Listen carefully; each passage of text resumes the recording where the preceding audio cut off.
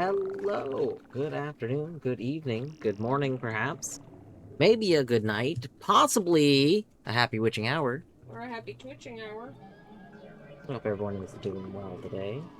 Um, let's see. Fruno, GG on first. Well, funny, I hope you're doing well today. Elish, hello. Hope you have fun playing dwarfs today. Thank you. Lorgan, hello. You said no stream today. I did. I think I said probably no stream tonight.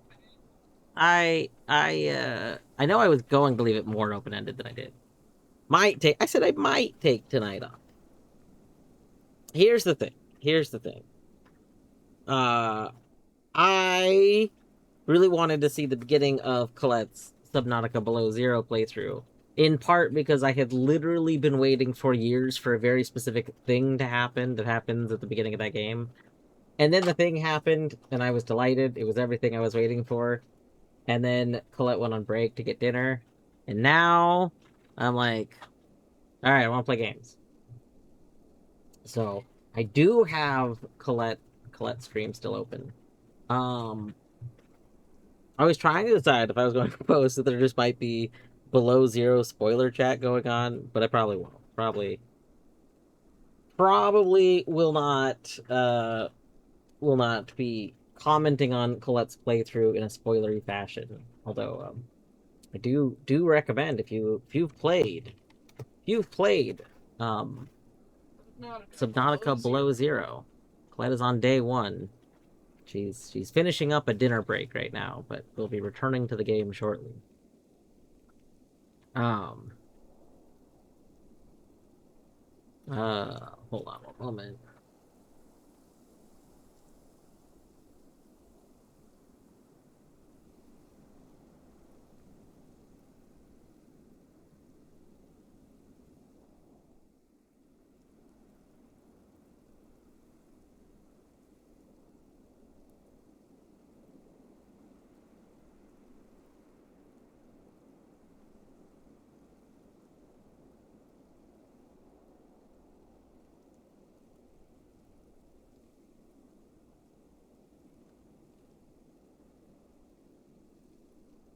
Okay. Oh, sorry, I had to send a message. Um, we should oh, I clicked the wrong button. Oh my goodness. Okay, there's that. I accidentally opened Paint. It closed Paint.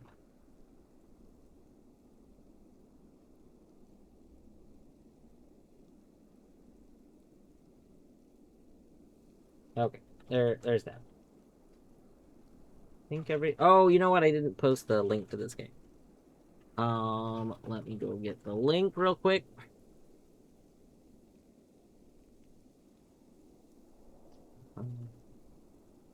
Wait, was this game? No. This one For was some, recommended by.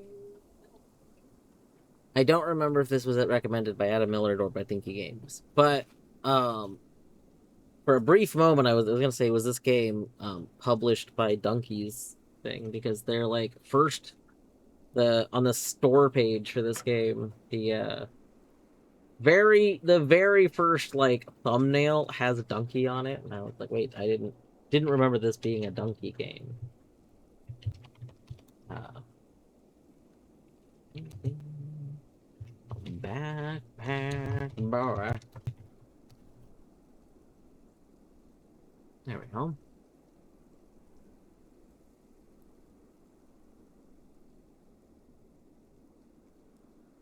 I think this is a controller-friendly game, so let me get my controller out. There we go. Oh, it is not a push-to-talk friendly game, though. Yes, it is. It is windowed. Oh, that's terrible. Hopefully in-game this isn't an issue. It is a windowed friendly game, so let's talk about this game a little bit. When I opened this game, it opened at a really comfortable resolution. It opened in windowed mode, and it opened not at the resolution I normally play games at when I can, but it opened at like one size down from that. So like I normally play games at what is it, like 1600 by 900, I think is what it is. Um with my like secondary preferred resolution being the like 1366 by 800 something. I don't remember the exact resolution. But if you look up 1366 by something, 768. Thank you. Thank you. Also, I missed a few messages. Wait a second. Canis. Hi, Canis. Hope you're doing well today. Why is my name bold right there? For some reason, I don't know if Twitch did that, but but my name is bold in that message. Oh, you know what? It might be like filter settings I have because it's my name. I don't know. But hello. Why did I first read the thingy as Turnip Boy? It clearly says Backpack Boy. It's because it's boy. Something boy, yeah. Oh. But anyway. So yeah, it opened at a very comfortable resolution. I actually typically play Hollow Knight at this resolution. I used to play Hollow Knight at a larger resolution, but at least I think I did. Maybe I started playing Hollow Knight when I had my older monitor, in which case maybe I did play it at this one originally.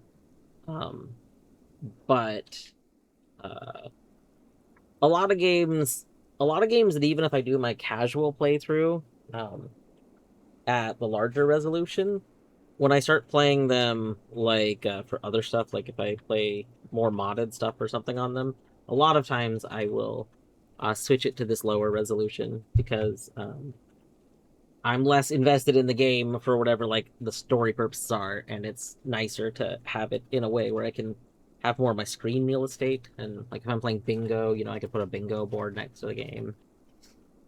Some other stuff. Don't forget everyone. We're offering. This is cats and God, Canis. I read your message as cats, no other pets, and I was like, what the heck? That does remind me. If anybody is interested in having their cats, specifically cats, this is a cats only thing. If anybody is interested in potentially having their cats make a guest appearance in a game jam game that Minish is working on, there is a call out. Um, I should pin that message. But if you post, let me, where'd the message go? I like scrolled past the message somehow. There it is. Yeah, if you post them in either at Minish or if you post them in the game jam thread that Minish posted, um, then they may be included. So he is seeking some pictures. I'm okay with literally any pictures that I've ever posted of Oliver Zag. I could go find specific ones, I guess, but I don't know which ones would work best. Like any of them are fine. Also, literally any of the cat pictures I think I've ever posted would probably be fine. Like my mother's cats would be fine too. um, but yeah. If there's any other cats, if you have cats and you're like, I'm down for my cats to make a guest appearance in some way, then let Minish know.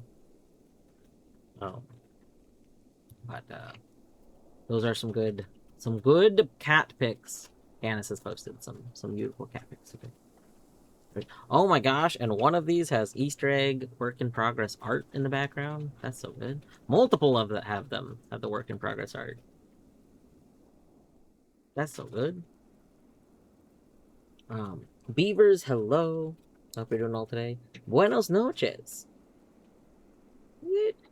Buenos noches. I can't remember if buenos noches is evening or good night. I thought it was more of good night. So I don't know if we would quite be there yet, but I could be wrong. I could be. Does it count as evening? Okay. I was used to it usually. I was used to it usually being night, but it occurred to me I wasn't actually sure if there was an equivalent of evening. So, Bueno's twitching hour. So true. So true. We've both been having trouble reading today.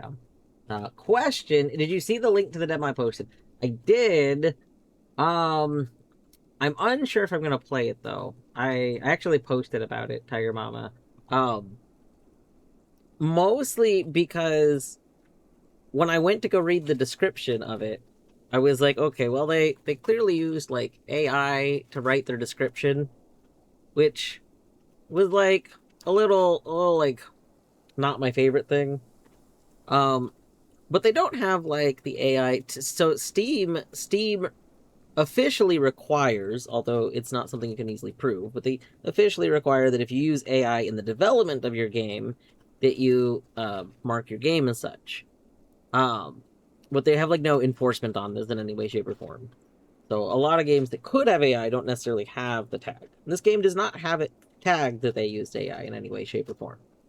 That being said, I was curious about the company, and I went to go look into the devs that made that game, just to see like what their history of stuff is, and they're very suspiciously like not open about their dev team, which was really weird to me. Like I can find out like transactionally that their dev team consists of people from two small dev teams that they like merged together at some point in time, but they don't have a website, which is a little weird because most like dev studios and dev teams have a website where they like have a portfolio of their work, and then like credits are usually listed in those things. It's a really easy way for like people to like in a development world to say hey, or like artists or something to say hey, look, I worked on these projects, so they can like point to them.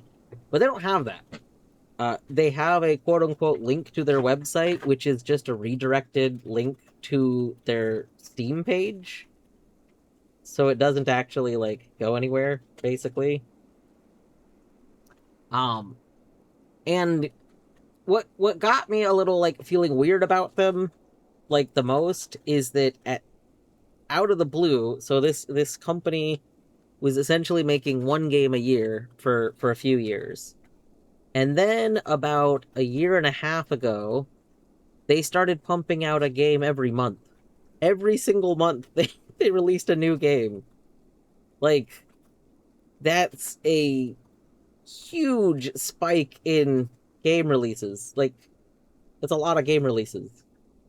And like, to give them the benefit of the doubt, um like, they do seem to use kind of simple art styles in a lot of their games.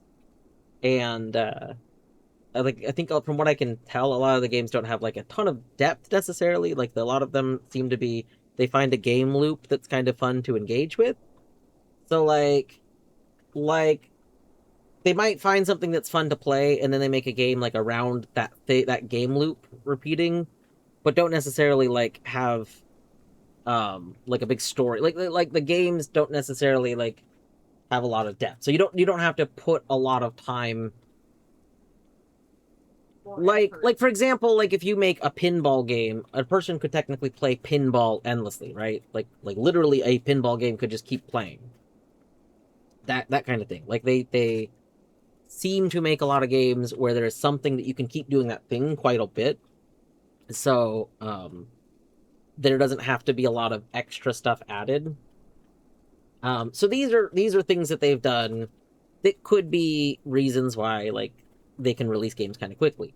And then from what I have read from people who have also looked into this team, a thing that they've historically been doing ever since they started releasing like one game per month is that when they actually release the games are like, I don't know if it's exactly half finished, but they don't feel like they're fully finished.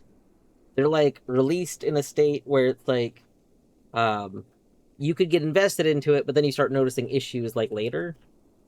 And then what it seems like they're doing is if the game catches on and a lot of people like decide to pick it up and they like, oh, this is a fun game, and they start recommending it, then they go back and they release like a big quality of life update that kind of finishes the game.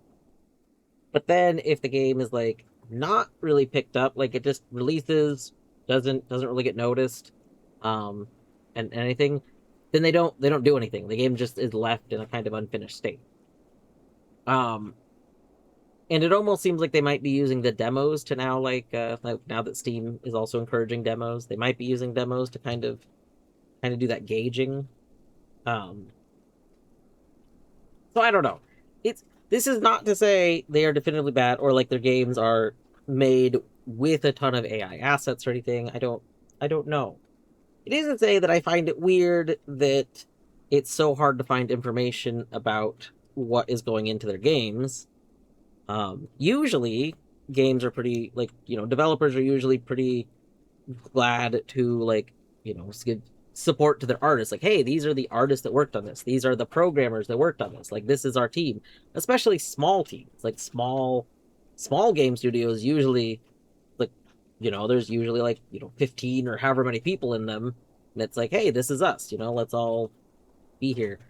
So the fact that I can't find who is here is just it doesn't make me feel great. So um anyway, I'm just checking an Emu ROM demo. The game just came out. It's almost 3 years old, and that seems typical for indies. Yeah. So that's the whole thing, is that games typically take multiple years. And like I would say that most indie games, from my historical knowledge, are closer to the 5 year scope. A lot of times, people's understanding of them is that it's closer to 1 to 2 years, but that's usually because when you're doing indie game development, you're not typically like really announcing your game. Like, one of the biggest mistakes that most indie game devs make seems to be announcing their game way too early. Um, Ed McMillan's indie teams have typically run into this issue where they like to announce games once they start working on them, but like starting to work on a game is typically like the beginning of, again, like a 5 year process. So then people are like, wow, this person takes way too long to work on games. When like a lot of teams that have figured this out better are like, yeah, we're gonna wait until the game's closer to being what we think is done, and they're still usually wrong. Like, by the time you think you're almost done, you're not. You still have like a lot of stuff to fix later. But this was like Team Cherry has gone on the record to say that was one of their mistakes too. They announced Silk Song back when they realized it was going to be a game and not just a DLC, basically. Because it was originally supposed to be a free content update to well, at least I think it was free. Maybe it was going to be DLC, but it was supposed to be like an expansion to Hollow Knight. And then when they realized it needed to be a full game, they were like, "Oh, we'll announce that." Um, and they've gone on record after Silk Song released, saying they actually genuinely did believe they were going to release it kind of like not that far out after that, but they didn't realize they just want to keep working on it. Like, they had a lot of fun adding to the game. So, but that's just the whole thing. This is I hang out with a lot of well, I guess I'm in a lot of spaces with a lot of indie dev spaces, and uh small like animation content creator spaces and stuff. And it's kind of a common thing in all of these spaces is just working on these projects that take years of work to get to a release point.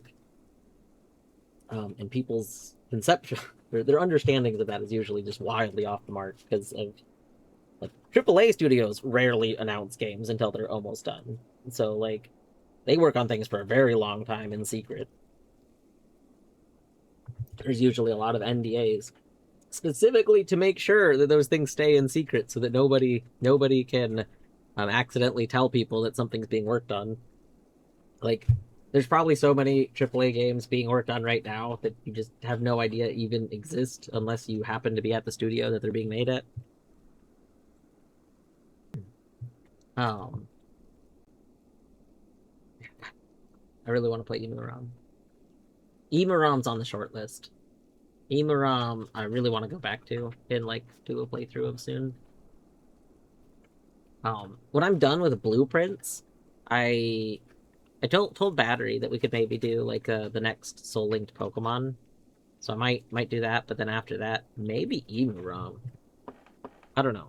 Maybe something a little shorter. I don't know how long Emu Rom will be, but I'm always scared of playing a game that I will fully enjoy and then all of a sudden finding out that it could potentially be like fully made with AI.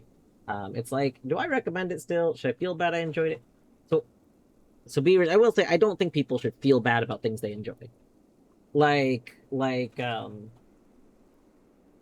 that this is a thing that I do have like a very core belief in. I think uh this comes up a lot, when you find out that like developers are less great and stuff too.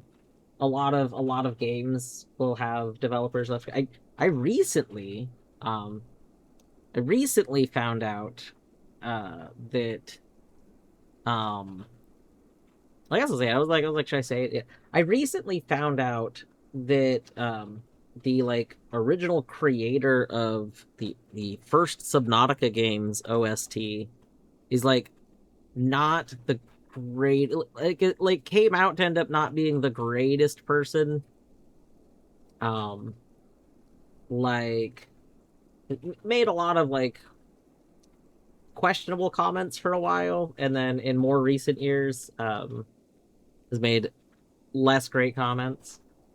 Um, and that's apparently why Subnautica, well, not two, but Subnautica Below Zero ended up getting the same, getting a new person to work on the music, who happens to be the same person that made FTL's music.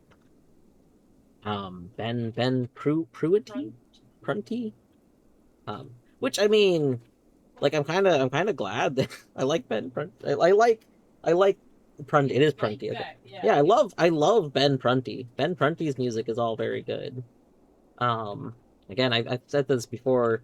It's one of the few like artists that if I found out that they did the soundtrack to a game, then I would be interested in getting the game.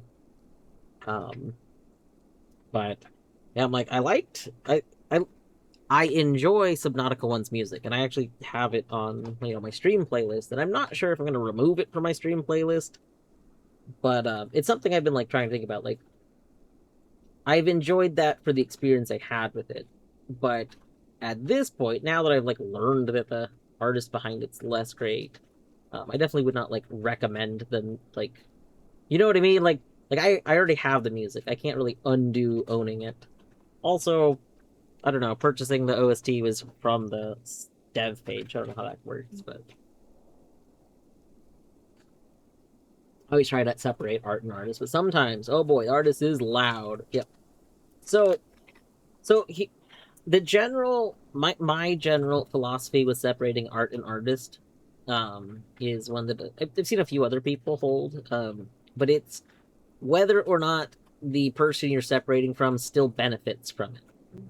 So I'm fine with separating art from artist, especially like again, there's a lot of cases where I think a very common example is like Lovecraft. A lot of people love Lovecraft stuff. Love, but He what? is Yeah, but Lovecraft himself was like not great.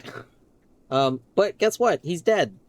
Can't benefit from anything. So like that. Whereas Wizard Woman, Yeah. So like that's the thing. Like Harry Potter stuff, still benefits from anything Harry Potter related. Like I was a big grew up with Harry Potter and was a big fan of Harry Potter stuff growing up. But at this point in time, I'm not doing anything that would give support to the creator of Harry Potter because like they benefit that, yeah. and she's using the money you give her to do awful things. Yeah, she puts a lot of her money into terrible causes. So like if you're supporting something like and the support actively is benefiting the person, like the artist that you're trying to separate, then that's where I find more of a problem. So, and for the most part, I don't really care what other people want to do. People have different beliefs in stuff. So I don't typically it's like, if I go to someone's space and that person, for example, is like, if someone was listening to a bunch of like Subnautica 1 music, I'm probably not going to bring up the fact that like found out that this person is, not great, the creator of it, because like for the most part, people have different beliefs on the stuff, and I don't believe it's my it's not my duty to go tell other people how they should believe in things necessarily. But yeah, if for my own actions, if if the artist is benefiting from me enjoying the thing, then and that's the person I'm separating from it, then I'm going to remove the thing from my space because I don't want to contribute to supporting the artist that I'm trying to separate stuff from. So when there's a point that I know the thing's not being separated, like a thing that's come up before in this topic is like piracy. So like, okay, if you don't spend money on the thing, for example, if you like didn't spend money on the Harry Potter game, if you pirated the Harry Potter game and then you go play it, is that a problem still? And then you get into a weird thing where like, you know, depends. Are you gonna be recommending the game? Are you gonna, if you enjoyed the game, are you gonna go tell people, yeah, you should get the game? Like, Or are you gonna how be like, many how well, many it's degrees fun, of separation? Yeah, like if you're streaming, like, yeah. So you get into a whole thing. So it's like, you know, if people tell people to pirate the game, like, yeah, I don't know. I I think it comes down to it's easier to not wind up in a spot where you're accidentally becoming a supporter of a entity you don't like by just removing the thing, as long as there's a chance that you could be supporting that entity. So I don't know. Again, that's my own belief. Not here to say that that's the best option. That's just what I like typically believe in and uh, attempt to do with my own actions. But you know, I do I do try and do like a little bit of looking into with Steam and games in modern years. At the very least, when I see new games, I do go check if they have the AI tag. Because if they have the AI tag, then I'm like, I'll just move on. I'd rather like yes, I understand you are a single developer and you are not an artist, and you don't have the net money to fund an artist. But like sometimes, you gotta like do with what you can. Like there's a lot of games that have been made. Like there's a ton of games that have been made that have been wildly successful, but the the art is literally like dev art. Which if you're not familiar with the concept of dev art is typically very shitty art. Um, because the person that makes it, they know how to like program, but they don't know how to do art, but they know the art is needed. like they're a And developer, yeah, not an artist. so but I mean the thing is like you can lean into that. Uh, I mean, heck, like look at like West of Loathing, which I mean it was Kingdom of Loathing, like Kingdom of Loathing originally. Like the creators of it, they knew how to draw stick figures, so they drew stick figures for everything. Made a whole game out of it. It ended up doing pretty well over the years, and then they made a different game out of it. Like, and then you have other games where, um, the original release maybe isn't great, but then the person has enough success with it because the game is good, the game stands on its own, that they're later able to hire like an artist to help them, or even like artists approach them and say, "Hey, can I help you?" Like this literally has happened historically, where then games get an update that's like, "Hey, this is like a graphical update." Um, you could kind of say that that's like a, was it Dwarf Fortress, the Steam release, where the creator of it said, okay, I'm going to hire people to create a version of this game that actually has like UI and stuff and like visuals. The game didn't normally have visuals. So you just get like a lot of cases like that. So um well, if it's an artist is just like not a great person but it's not hurting people. I think I missed, hold on, I missed something. uh Yeah, if you have it, If you have it, you can enjoy it. Just don't do more to support them. Yeah, that's my general thing. And honestly, I think with the artist in question, that the musical artist that this kind of started with, um, I think they I don't think they've been blacklisted. I haven't gone to see what else they've done, but um, they like they kind of burn their own bridges is kind of thing. The thing is like they were doing music for like indie things, but a lot of indie games are tend to be not looking for people that are problematic. So a few thoughts on art and artists, one of which are people are actively hurt by their actions, and if so, those people are still around. An artist actively hurts people. I can't separate it. Yeah, an artist is just not a great person, but they're like not hurting people. Yeah, that's a whole thing. Gosh, now I'm just thinking like Elish, that just makes me think like someone who just I'm just imagining someone who just I'm sure this exists, but I'm imagining people that just start talking about people that don't exist anymore. Like I can't even think like a group of people that no longer exist and just like wild, inappropriate takes on these people, which I'm sure happens, but it's a weird thing to do. Like I don't know.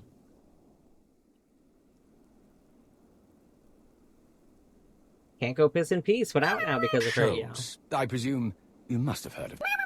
Oh my god. Scrub Luck Jones. It's not Grub Luck Jones, it's just regular or Luck Jones. That's fine. What? It was me, Mama. Wait, it was me, Mama Jones. Oh my god, I think I've just become so like in tune to the me mamas that I don't even know how to think anymore.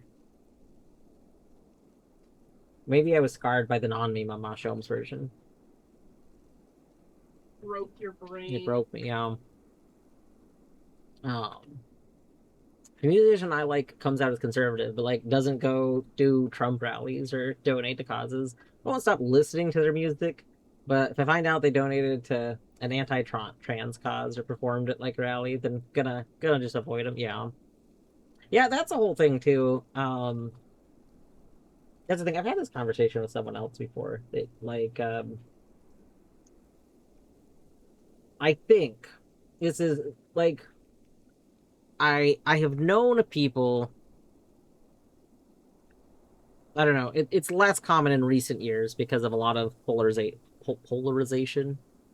But I have known people that I would say are conservative leaning moderate kind of people that for the most part are just really poorly informed on on a lot of things. And it's very obvious that they're poorly informed on a lot of things.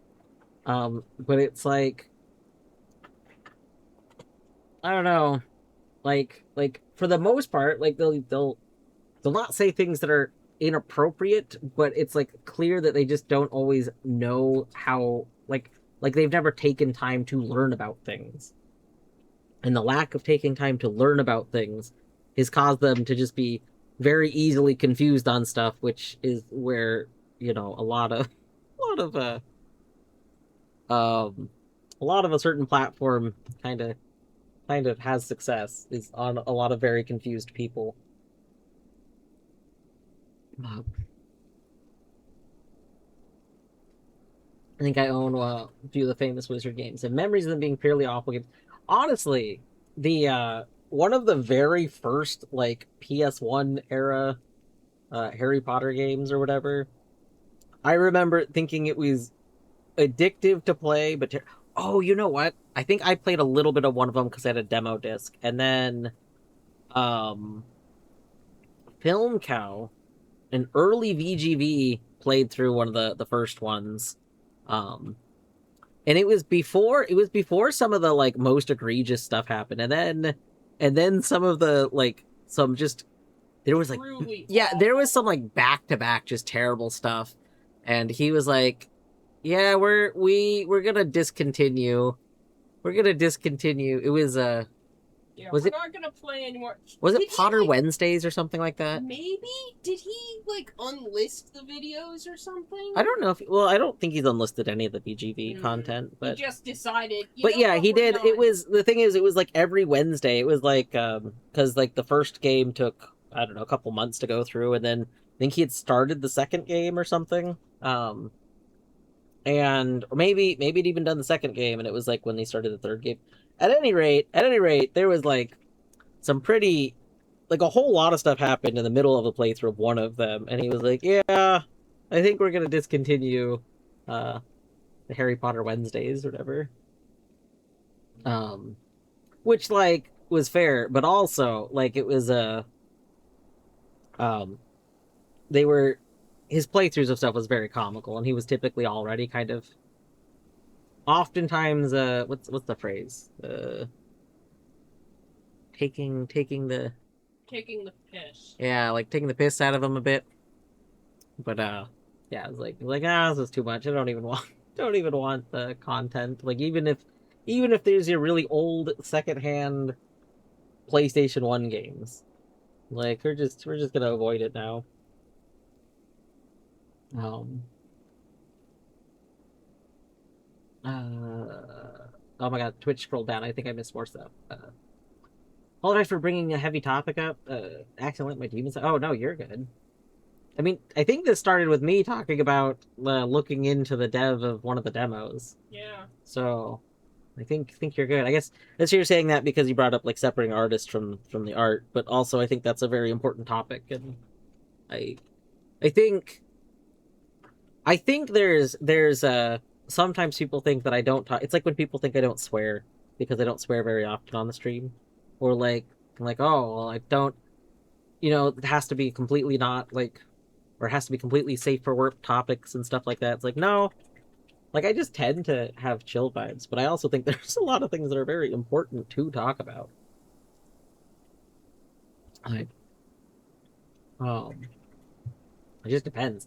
I guess I don't tend to go into them out of the blue a lot. So it's like just if something's contextually relevant, then I'll go in on, like I'll talk about it. I just don't tend to bring things up unless I feel like they're contextually relevant.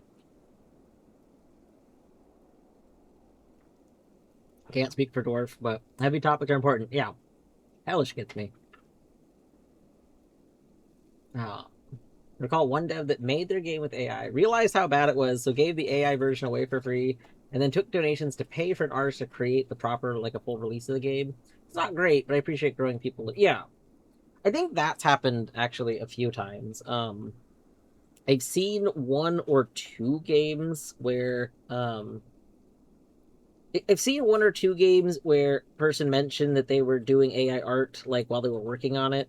And then like essentially they just got so much flack for it, and they were like, I didn't really realize.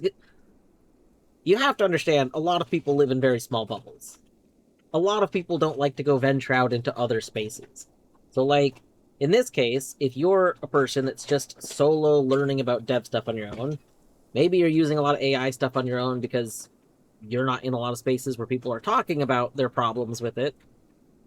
And then, okay, if you look for help on those things, so let's say you're using AI art to make a game, and you need help with more of the AI art, like you've done it a little bit. Well, you're not going to go look in a spot that's not going to be upselling AI art, right? If you're looking for help with this thing that you're already using, you're going to go to a place that's saying, "Oh, this is a great thing to be using." So then you're not going to see issues with it. And then you get invested in this thing, and then you go release, a thing in an open space. And this is where you now get people that are saying, "Hey, like why are you doing this?" Like this is like a reality check moment. Like I think that's like a whole thing, is that people will be in a very small bubble that's focused on one thing, not realizing like other issues with it because nobody's pointing out the issues with it. And then when you get something into a public forum, that's where you get counter opinions, and then you have to sift through those. Like, unfortunately, a lot of people get counter views to what they know, and they get very defensive over that thing. They go, well, you're just hating on this because of XYZ, and instead of like deciding to take the time to learn on whether or not things are based in reality. This is like okay, you're saying these things, I should go check. Is that a real thing? Like, I don't know, and that does take effort. It takes effort to go look into seeing if what someone is saying is if it's challenging what you know. Taking the time to go look to see if the thing that challenges what you know is good or not, like, or is correct or not. Also, if it is correct, having the introspection to go, okay, so my views were not right, but that is not an attack on me as a person. Yes, that's the whole thing. I think that's a really big thing that people struggle with. A lot of people think that if what they know is currently wrong, they must be being attacked about it, and that's not true. Like, yes, there are people that I would say inappropriately attack people that are ignorant, but like the big thing is a lot of people struggle to. It's like the XKCD comic, oh, you didn't know this? Well, today, now you learned it. You're the today's X thousandth person. Yeah, you're the lucky thousandth person. A lot of people struggle to understand how someone could not know random things because in the spaces that they're in, those things are very common. But like, there's a lot of people that don't know a lot of things that are very common. Like that's just that's reality. Reality is that there's a lot of people that live in their own world. They rarely leave their own world. American political education is just so bad. Oh yeah, it's very true. I have heard too. So I have largely had my education system in places that are fairly progressive overall, or at the very least, very like moderate leaning progressive. There are a lot of places that are zero progressive. It's all very very conservative places, and it's like a conservative education system that's just bananas. Like I've seen people talking about I don't remember what state they were in, but essentially might have been Umbra, might have been, because I think Umbra grew up in some very southern state, and they were talking about when they first learned, I think in college, about a whole bunch of stuff because history was just not taught correctly in their like elementary and high school. Like literally history classes just skipped a whole lot of very important topics that like it was bananas to find out that they were just never covered like at all. And if a whole lot of like problematic history is not taught, how do you expect people to grow up into people that learn from that? They won't, because they never learned it. Like that's like the whole thing. My okay, so my panic is because a demo just dropped. Wait, what? Oh no, I just got the email. Oh, dear boy. Look at dear boy. Conservative because they're told they should be. Yeah, basically. In the spaces, they get acclimated to what the spaces are. Yeah.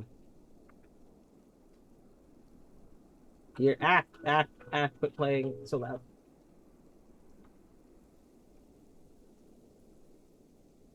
What is your platformer cute story rich? This looks kind of like a Little Nightmare style thing where you're like following. Probably not a me style game, but I do know that there's a lot of people that like that style of game. I think Grinch is a better playing game than the HP school games. Probably. I don't remember the Potter games very much anymore. I remember Film Cal's playthrough of them being very, very funny. But also, in part, it's one of those, like, the person is clearly miserable during parts of this.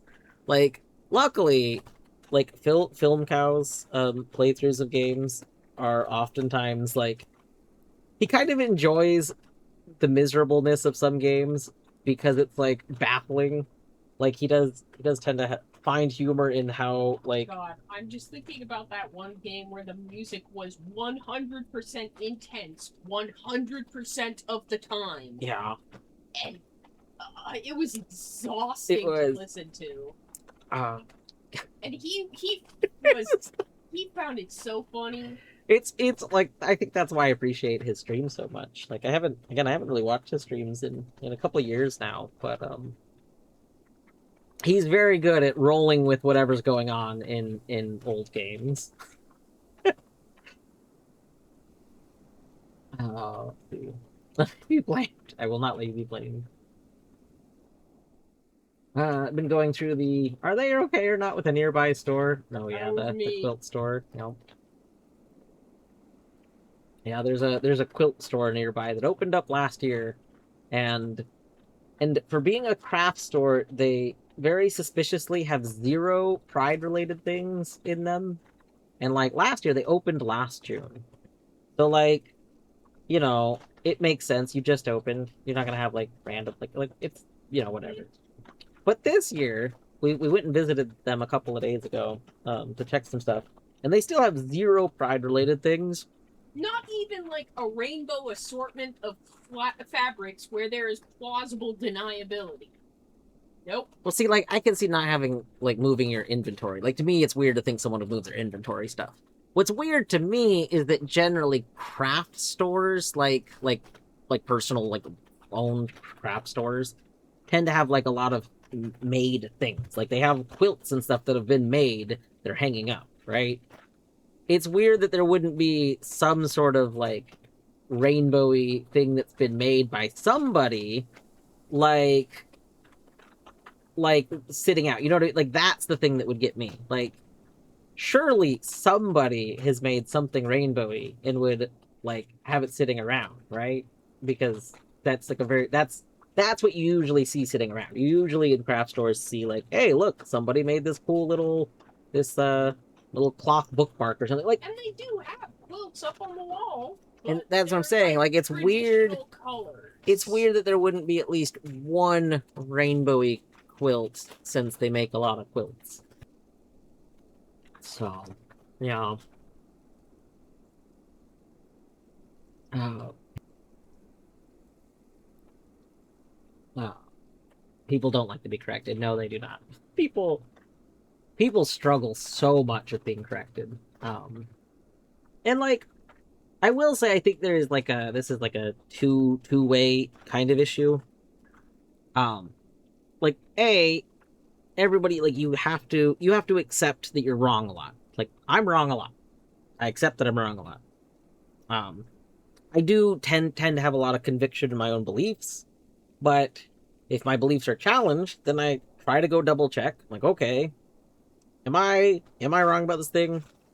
I go check. If I find out, you know what? I've been misunderstanding something or mislearning something. All right, I gotta try and adjust that. And like that's the thing. But also, a lot of people when they're like correcting someone or telling them that they're wrong, basically, a lot of times do it in a way that's kind of aggressive, and it's understandable that like a reaction is going to be to get defensive when somebody is essentially being aggressive like to you. So it's I don't know, it's difficult. Social interaction is complicated and kind of sucks. That's just like a part of reality, unfortunately. um So I always say there is no such thing as common knowledge. The only common knowledge is don't piss on the electric fence. Montana for sure. Oh, yeah. Oh yeah, I'm sure Montana's kind of like that. I know a lot of Montana is not particularly great. Yeah, like Idaho and Eastern Washington, like that whole sort of. Oh yeah, area. Washington's like that. Washington is literally divided. A lot of people are only familiar with Washington being like a very progressive state, and that's because the majority of the population is a very progressive state. but Washington State is actually like two states where the majority of the population lives on the west half, and then there's a subpopulation that lives on the eastern half, and that eastern half is super racist. it's very it's a very problematic part of the state. Like not a great part. That that half is the half that has had all kinds of crazy nonsense, like uh people that were trying to get all the security removed from voting stuff because the security it was like very heavily vetted. They were like, "Wow, we don't need security." They didn't even have a good reason for it. They were just like, "No, you shouldn't put security in it." Like, what do you mean you shouldn't put security in the voting stuff? Like, what? Like, no, don't do it. Don't don't protect the computers. That's evil. Just oh, Eastern Washington, you're so bananas. Um, oh my God, it's already been an hour. We've been rambling for an hour. Amazing. I guess we'll get up real quick before we actually properly play Backpack Boy because it's about to play ads. Northeastern Oregon has been trying to leave Oregon and become annexed by Idaho. Amazing. I think it's important to realize that if you just correct someone, you have no credibility with that person. There's a lot more reason. There's not a lot of reason for the accept. Yeah, Elish, that's a big thing. That I think that's. Torny and I actually were kind of talking about that a little bit earlier today.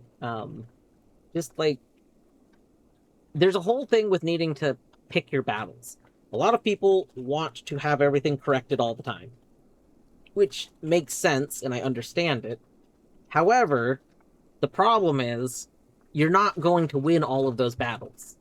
So, like, it's better to instead try and help correct people that you have established connections with. Like, if you have a connection with somebody, they have a reason to believe you're a credible, like, reliable person, and then you notice there's something that's a problem, then maybe bring it up. You're like, hey, just FYI, just say a thing, because then they're gonna be like, okay, well, this person hasn't historically attacked me, so maybe I don't need to get defensive and just dispute it. Like, that's slow. It's not quick, but like that's the whole thing. There's a whole lot of psychology that goes into it too. I can't believe Hollow Knight has a man bug married to a woman bug. Straight propaganda is taking over gaming history. Cannot support that game. They'll be leaving the server unless you remove them from the game. Okay, math, but it would be kind of hilarious if for some, like, I'm just imagining how funny it would be to say, like, a mod that only has the gay marriages in Hollow Knight, or marriages that are the like you just well, like, no, you just have like happy couple, and you just have like oh my God, I can't think of who. It's the dead person and the not. It's what is her name? Gray Mourner, thank you. But then like yeah, so yeah, happy couple is Nailsmith, and Shio, I believe it's Shio, and then the other couple that you have is Trader Lord's daughter, who I believe is not never named, and then you also have the Gray Mourner, who is mourning, the loss of her love. It's very funny. Almost every June, when when like a lot of the Hollow Knight community servers, change to pride icons and stuff. Or with HKMP's case, we've actually had a pride icon since last year. Well, actually, when Silksong dropped, we switched to a Silksong icon, but we also made it a pride icon right away. And what we did with that though is we have it so it's a standard version, and then the version when you hover over it becomes a rainbow version. And we just removed it from being a GIF, and now it's just the rainbow version.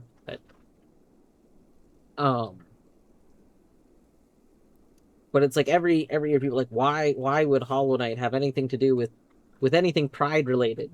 It's like, you do realize that like There's so much stuff in the game that is like there's multiple non-straight couples. There's emphasis on like a lot of pronoun usage in the game. Like there's just so much. A knight is not a he. Knight is not a he. Very, very explicitly genderless. Okay. Anyway, ad started. Oh, I was gonna say it'd just be very funny to have a mod where like basically like I'm just imagining the other NPCs are just gone. It's like Cornifer's gone, Imelda's gone. yep. The only NPCs you have are Shio, Nailsmith, Grey Mourner. That would be very silly. Anyway, I'm gonna get up real quick. Colette is still going. Oh my god, it's because they're on level 155. They haven't ended yet. Amazing. I'll get up real quick, then we'll finish starting Back Hero. BRB.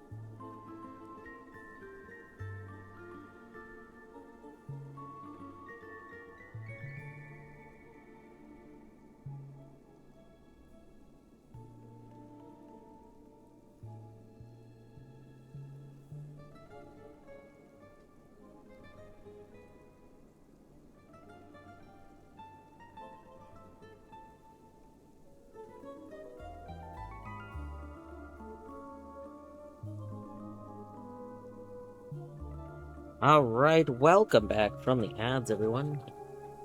Up, stretch my legs, get some squats. Trying to get in a habit of doing squats. Deletes white fragments. That would be very funny. Oh, hey, Colette's finished words. This is true. Colette is back. If you want to watch somebody's first playthrough of Subnautica Below Zero, Colette is just about to resume it after a very long word session. They got pretty high. All right. So, we had just started to talk about this game. So, Backpack Boy opened up in windowed mode. It opened at a very comfortable resolution. So that I appreciate. You know what's kind of interesting, and I guess you can't. No, because the cursor itself doesn't get bigger, I don't think. I was gonna say, I wonder if you could, like, tell how big a game is if you compared my cursor size in games. One day I'll have to try resizing a game to make it really small and see if the cursor looks really big on stream. But anyway. Yeah, it opened in window mode. That was pretty good. We opened onto this screen. We have a title screen. That's very good. Like, I always forget until I do a lot of, like, demos and stuff, but I get so annoyed when games don't open onto a title screen because I don't, like, I want to be able to access a settings menu before, you know, I get into the game. So we opened our settings menu. The volume, it did default to full. This menu doesn't really give me a lot of context on the sound, so I turned it to halfway to be safe. What else? It also has post-processing. The game did open with post-processing on. The post-processing is pretty much just a CRT filter, as far as I can tell. I know I expressed this before. I'm not personally a fan of just a CRT filter always being applied. I think some games use CRT filters very well, but if it's always on, it's not being used very well, in my opinion. I think Tunic has one of my best. I think one of the best uses of one. I'm trying to think of other games. There's a few other games that do, but yeah, I think just always having it not my jam. Yeah, let's go ahead and get started. Let's go in. I'm going to attempt to play the game with controller, but the menu didn't seem to react very well to my push to talk with controller, so we'll see.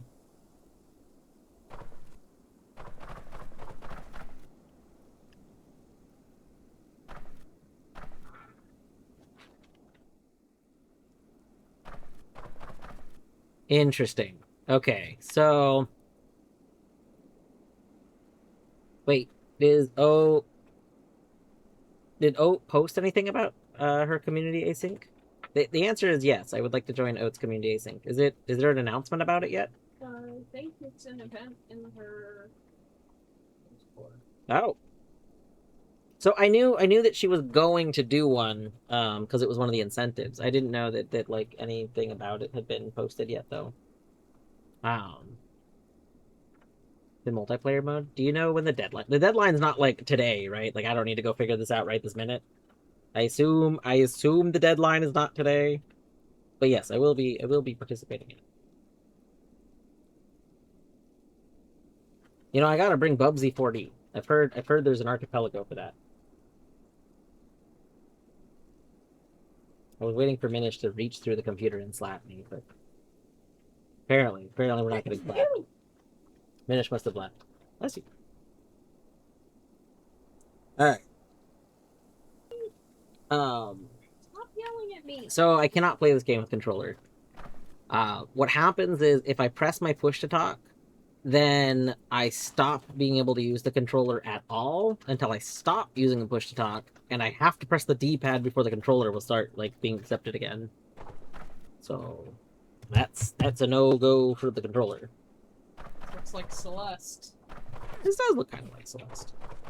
Like just the way that things are laid out. You start off here. There's a bit of a hill. Oh.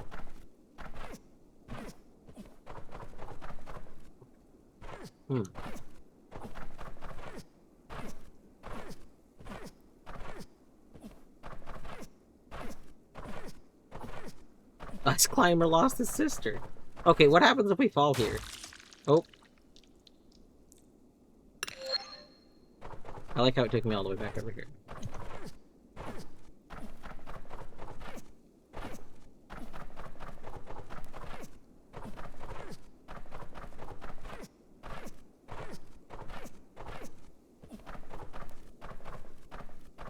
Okay, shift or right click to climb. I like that it has built-in mouse controls, because honestly, I do kind of prefer like a mouse and keyboard to just keyboard. Hold down to drop. A classic. Wait, could I have climbed over? Hold on.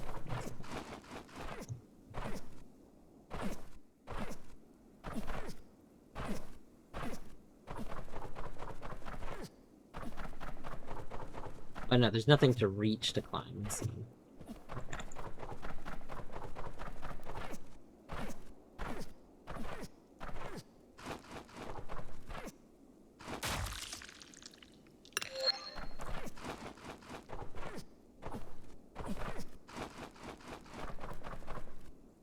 Mika! Oh no. Is this because Mika had to be banished from the, Mika, I'm so sorry you've been banished. But also, hello. I hope you're doing well. You're so tired? Oh no. Wait, I don't remember what time it is for you. But I do feel like I remember you normally mentioning that you're getting ready for bed a lot earlier than I do. Oh, interesting. Interesting. Oh, you're just an hour later. Okay, okay.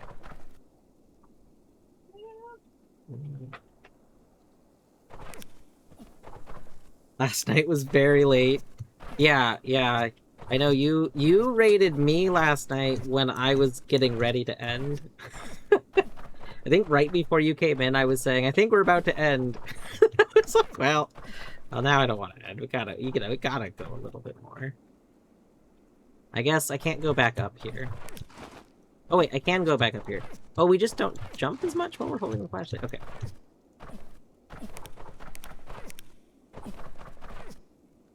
Oh yeah, we're very slow with the flashlight, I see.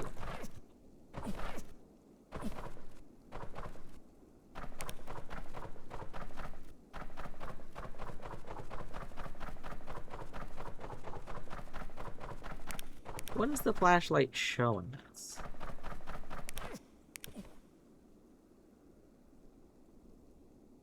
The moon. I know that. It's like that everywhere. Why does the moon show up differently? Oh, that's what I'm trying to figure out. Like, this rope goes away. Like, a lot of terrain changes. But, like, so far none of the terrain changes have been, like, meaningful.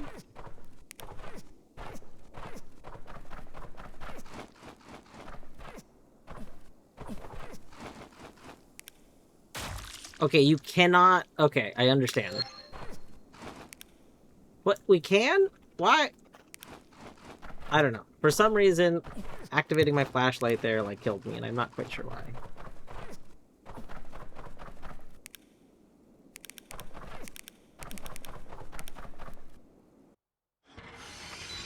Are you backtracking or do you progress to the left? No, I was backtracking. I wanted to go see if we could somehow do something with the, like, there's like an area to the left that I wanted to interact with. Ooh. Oh.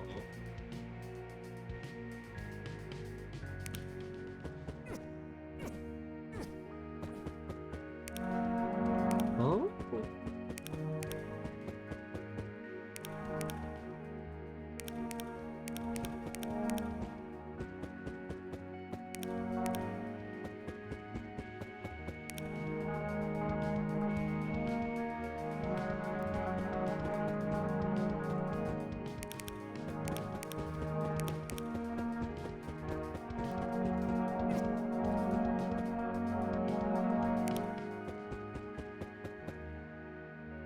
Maybe we need a certain order.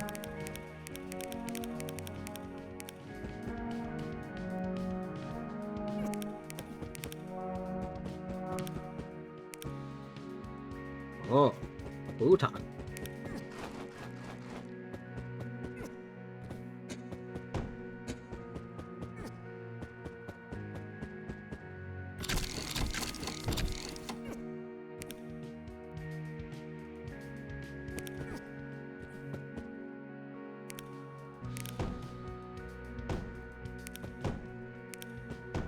Oh, interesting.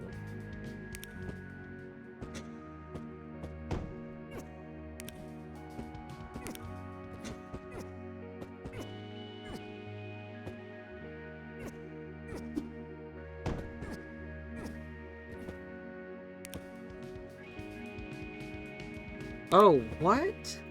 So we could climb this, and then we jump, or we could just, like, oh. Okay. Or... Ah! Wait, how does this work? How...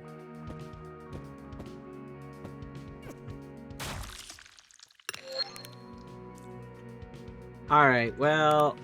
I don't know how that works. We're gonna climb this.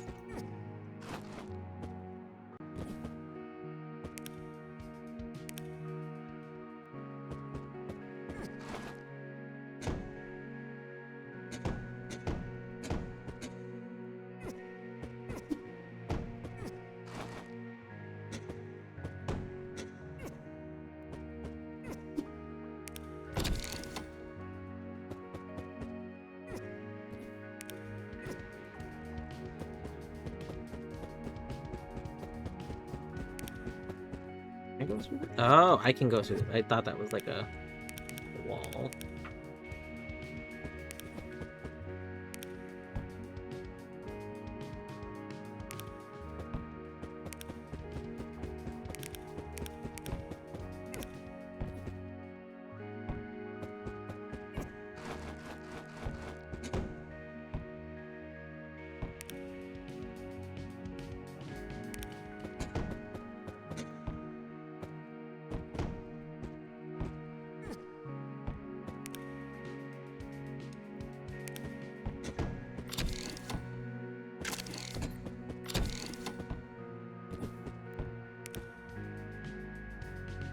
Okay.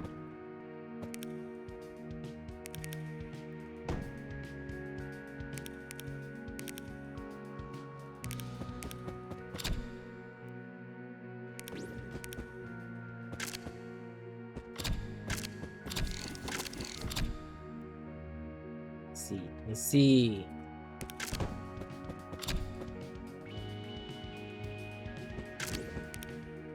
I see. I see more.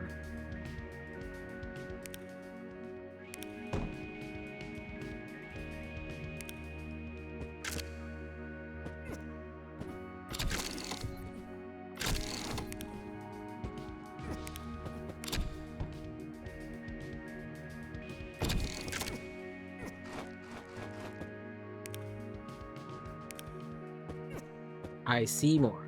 See more butts. Ha, got 'em.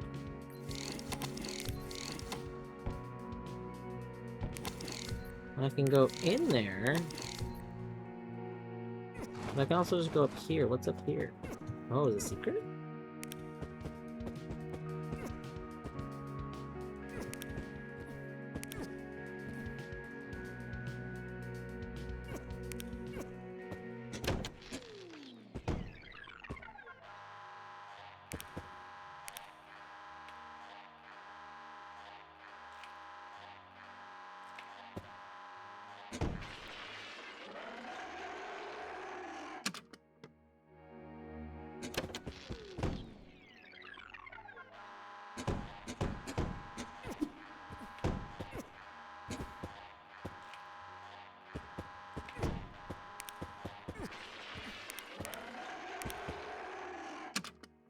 Okay, so that sounds a lot like an alarm going off and then like some sort of monster. That's probably fine.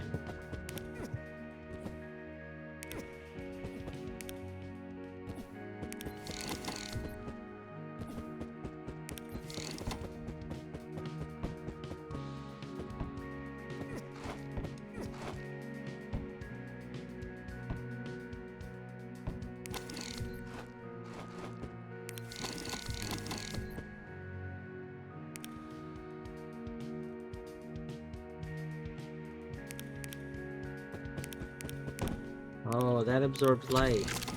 Oh, oh.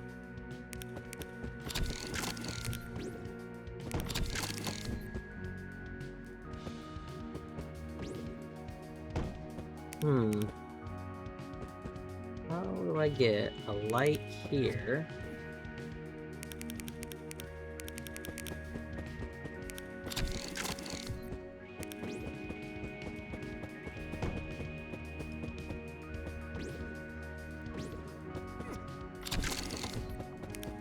Oh my god, I'm an idiot. I'm a fool. I see. I see.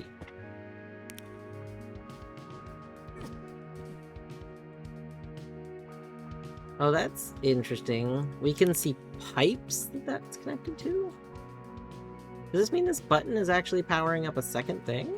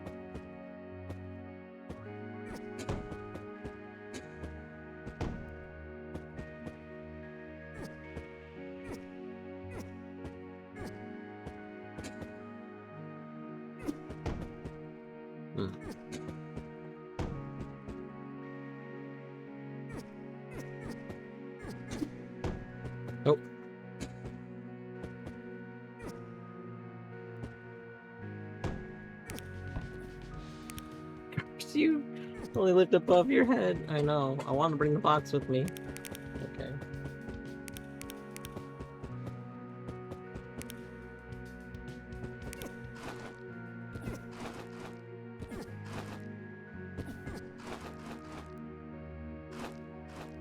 Okay, we can't jump off walls, which confuses me.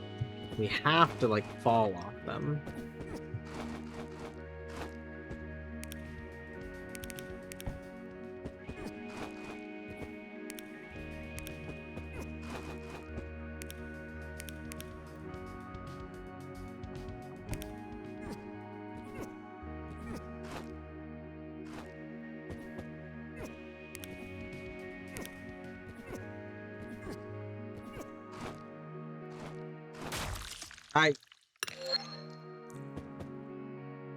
Oh, interesting. That box got put all the way over there again. Interesting.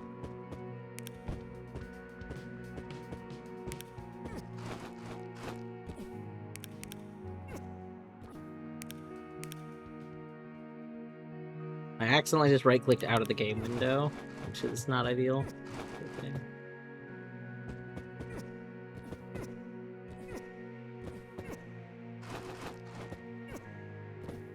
I want up there. If we could get the box in here, we'd be able to get the box to let us go up there.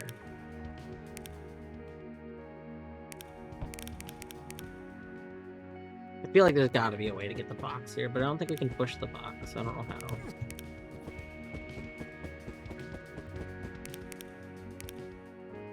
Oh. Oh. At us. At us. We're once again seeing, like, some sort of piping that's going through.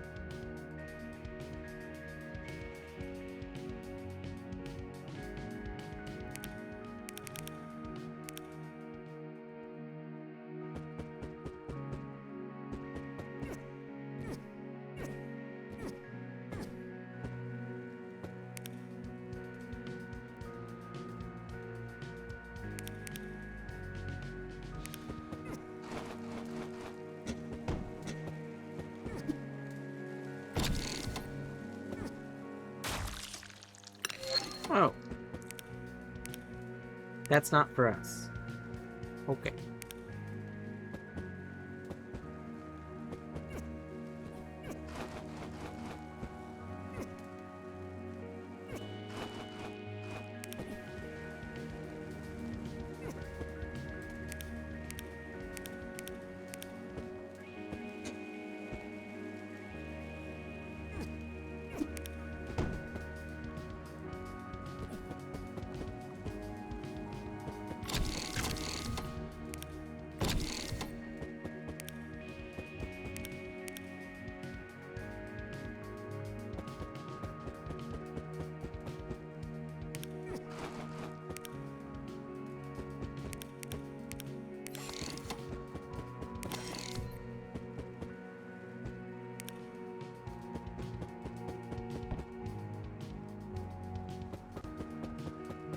If we brought the box, we would not still be able to bring it. And we can't bring this one. The previous room.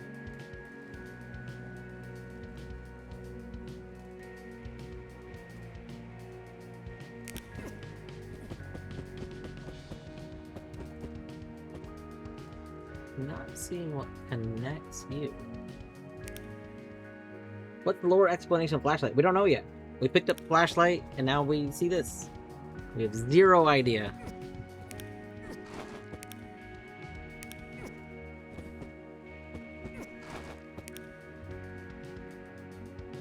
Oh, I see. We need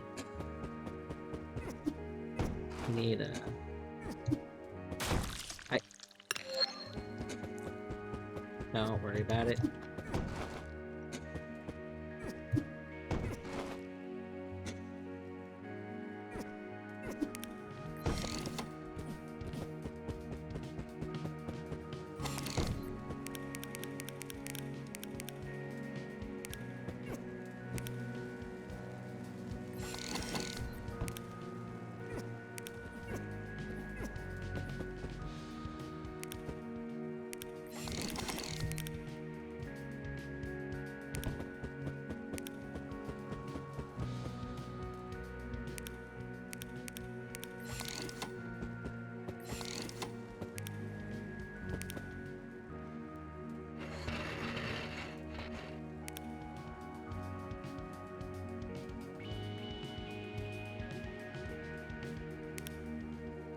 Hmm.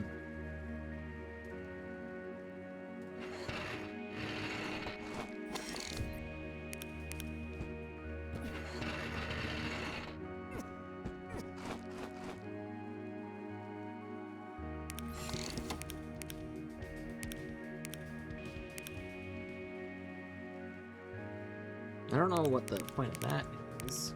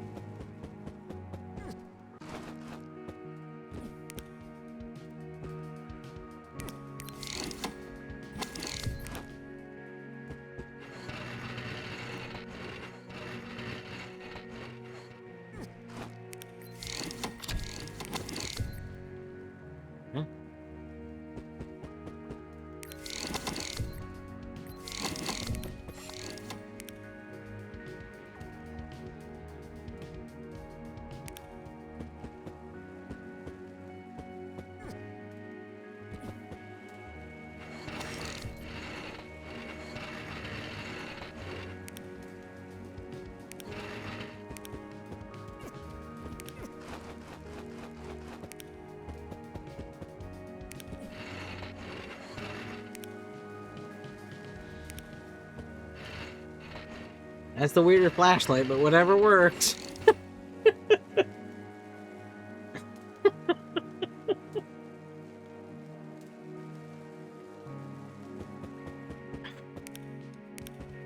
This is not for killing bugs, Deadly. What are you talking about?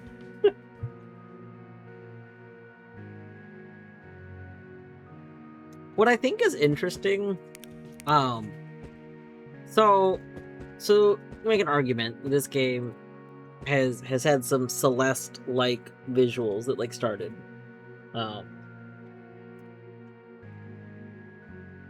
And the other game that we played that had some Celeste-inspired visuals,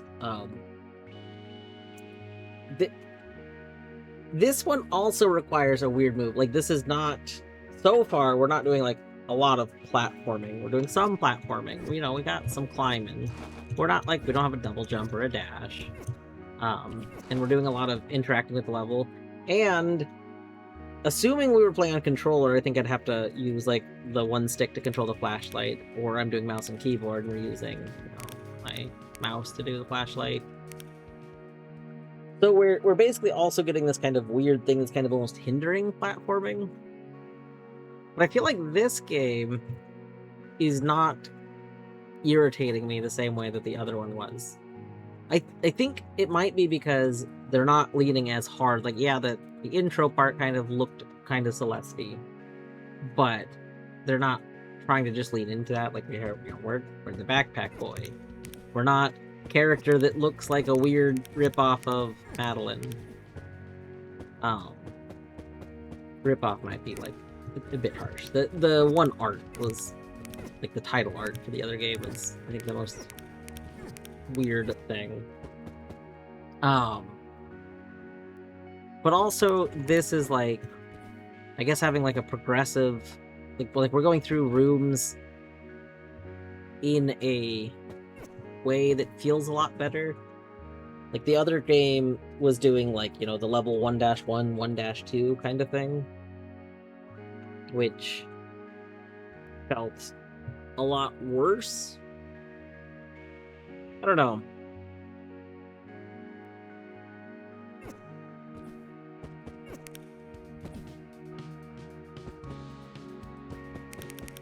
Maybe it's just because this is appealing to my desire to, like, explore a world. Oh.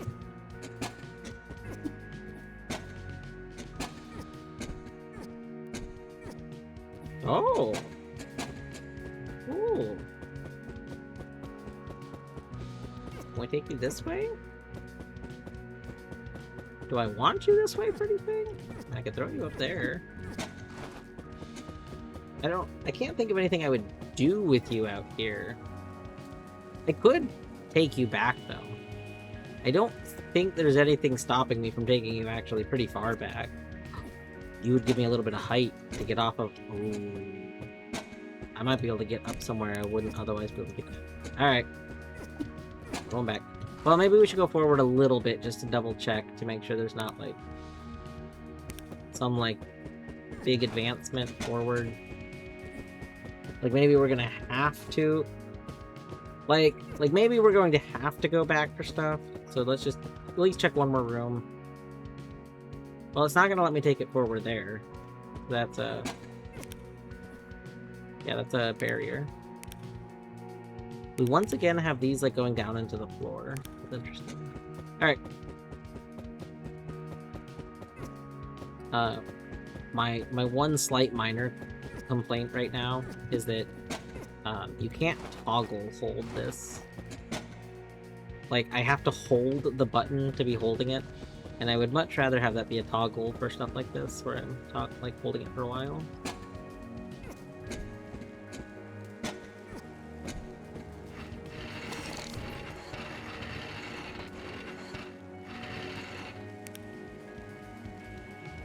Oh, we fell off of you. Can I...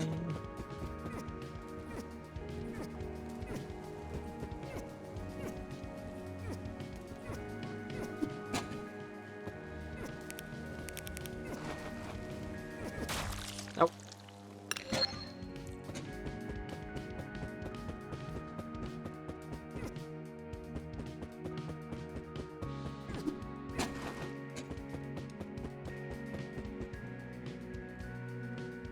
Oh. Well, we will not be backtracking. Hopefully that's not a problem later.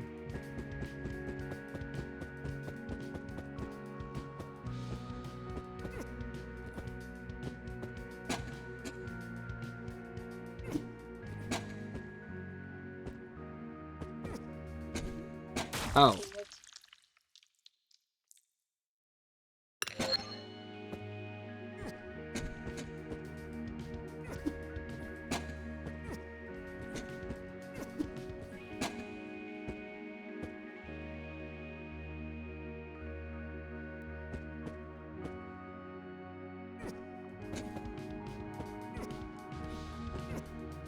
Oh!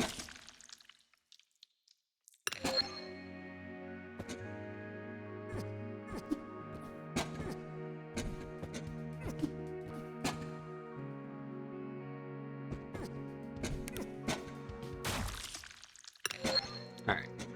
Let's do this. Oh, that's a bad idea. Yeah.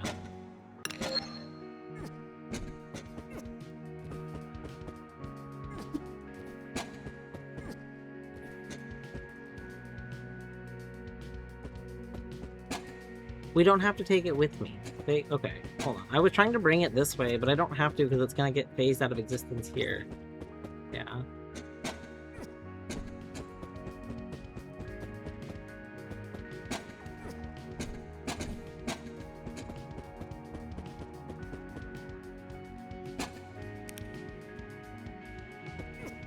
Who are you?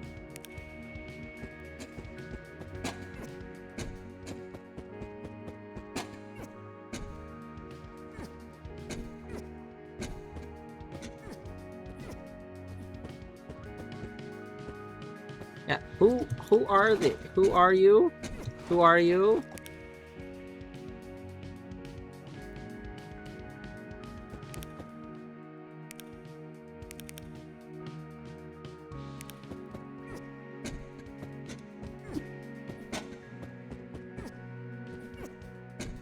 I...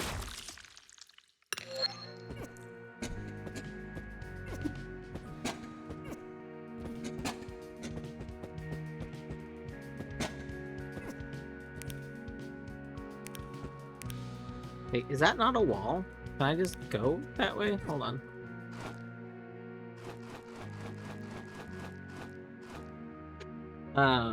Where am I? Okay. The answer is there's a wall that's literally off screen.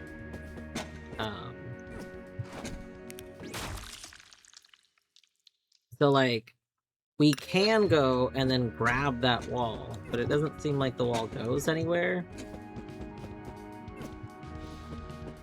So, interesting.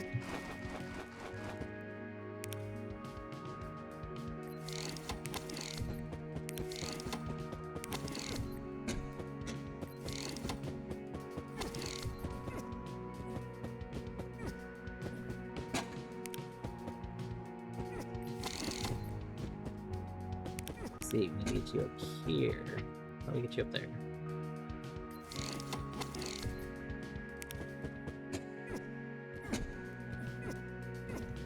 Hey, how did you... Oh, excuse me? Oh, there's... Okay, I didn't see that. I see.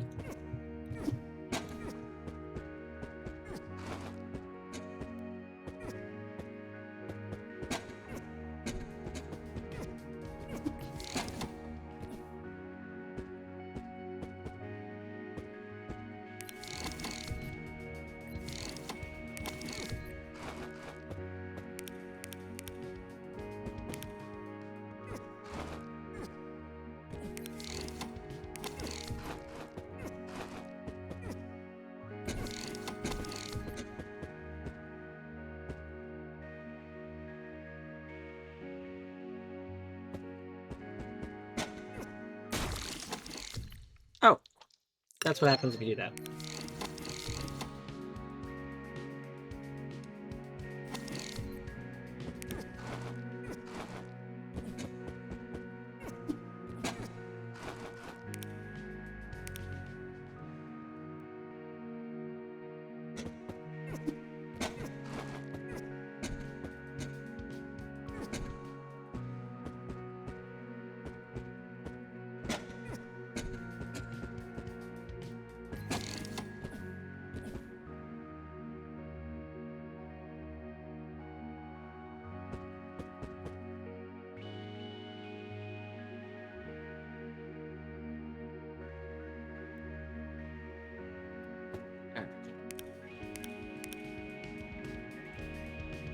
Ooh.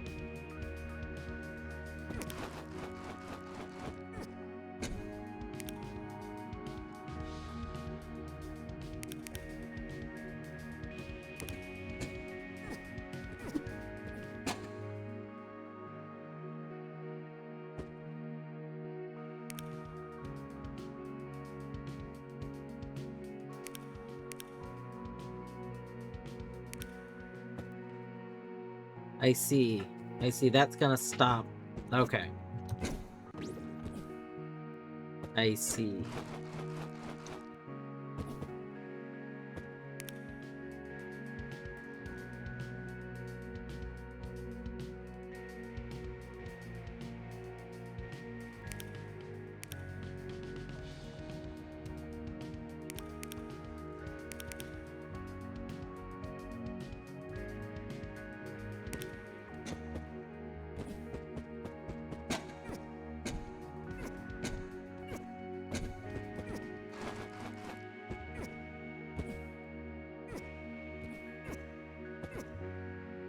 That's weird.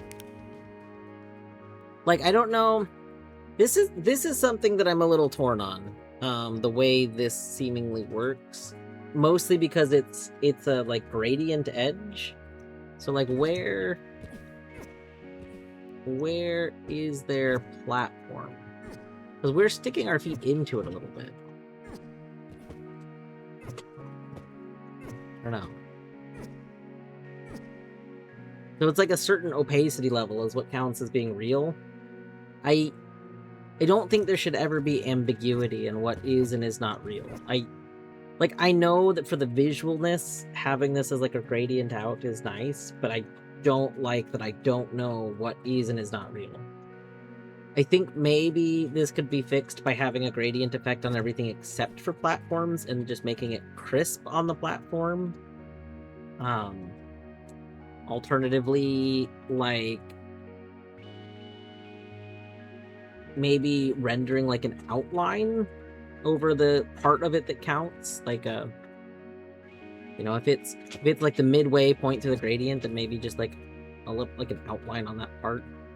I'm not sure. I don't actually know. This is probably something that the creators also struggled with, I'm sure. Like, I don't think that's great, and there's got to be something that can be done about it. Maybe that something could even be just an option in the settings, like, for it. Because if there was an option in the settings to just remove the gradient from the lights, I would just take that option for the to remove the ambiguity right there. If we could get this up here, we could climb up here. We can climb up the other side, can't we? Actually.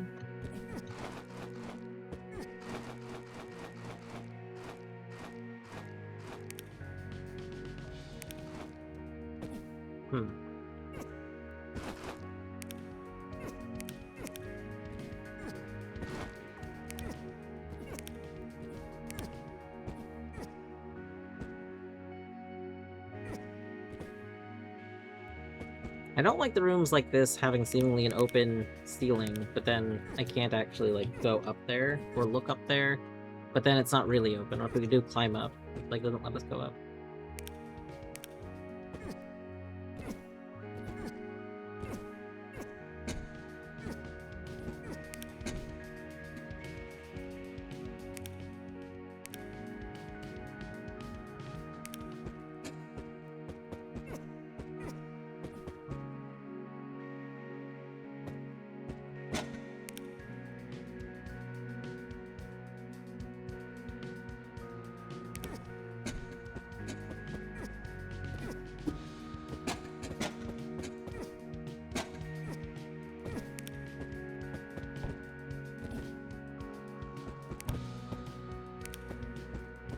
Okay, yeah, we gotta do that because we can't go through terrain like with our flashlight because of it sticking out.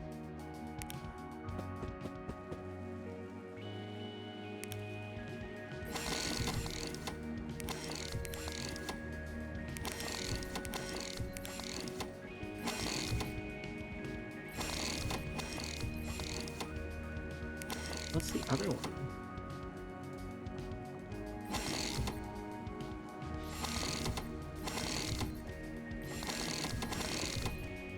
We are very briefly getting one.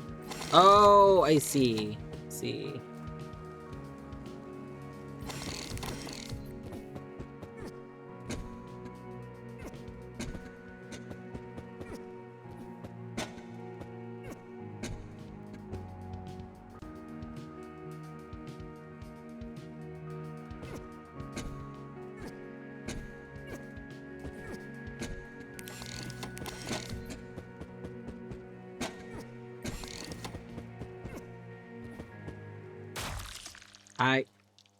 I forgot.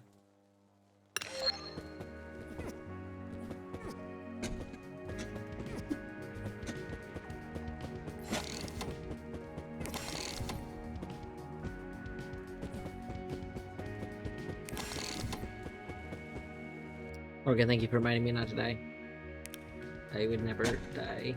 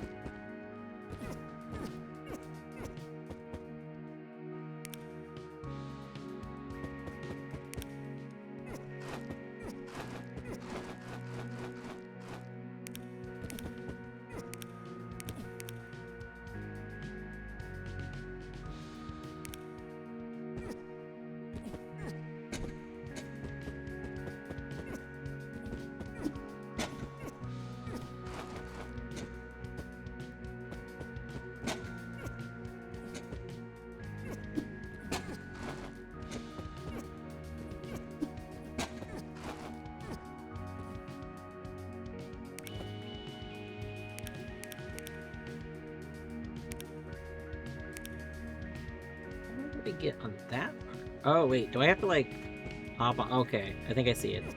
I think I see the vision.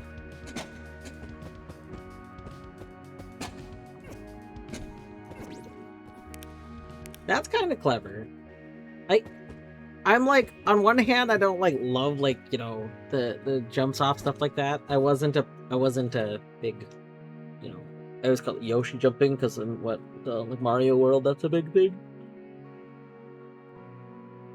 But that's like a very clever use. I mean, I know that's the second time they've done it, but that's neat.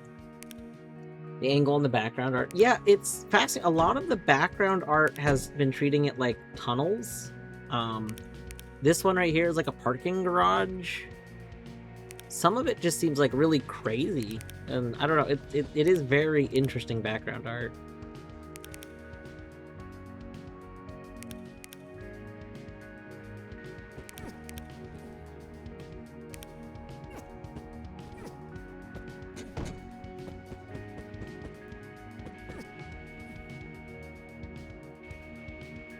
I'm trying to get down here.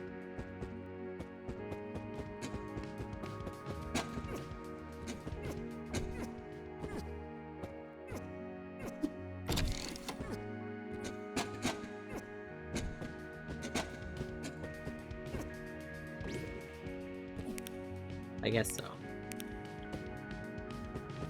Well, I want to go there. Need to bring a thingy. Maybe we have an up. Oh.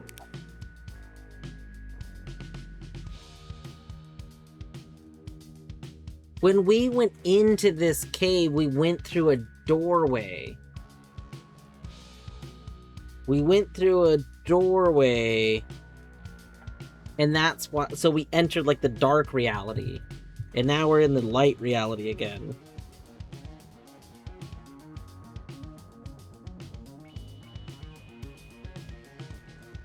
I saw a message in spoiler chat and it's fine. Was this a Colette playthrough, like, spoiler chat message? Oh.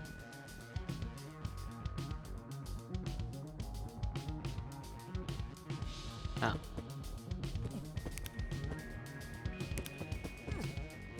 Toggling, like, the whole thing is very interesting. I was not expecting that.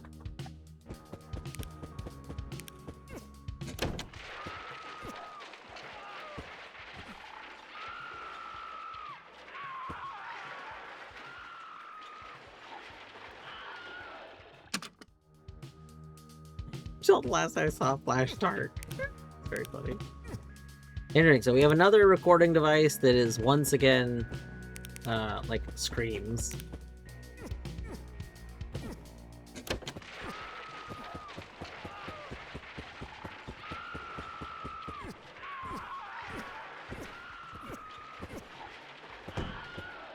There's the Wilhelm. There's a Wilhelm scream at the end of it. Very good. Oh, I can't move this like I can the other thing. Okay, we can't go back anymore. Uh-oh.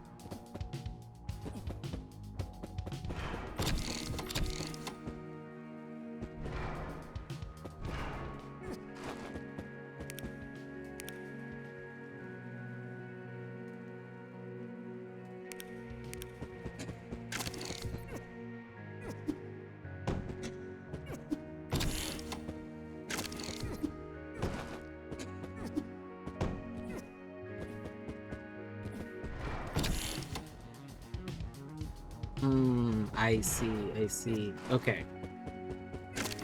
This is good.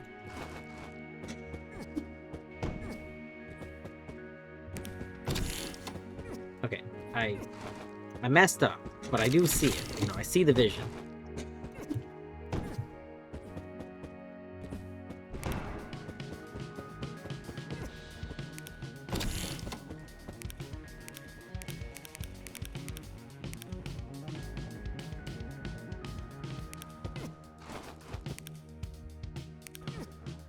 I feel like we should be able to just jump up there. Come on.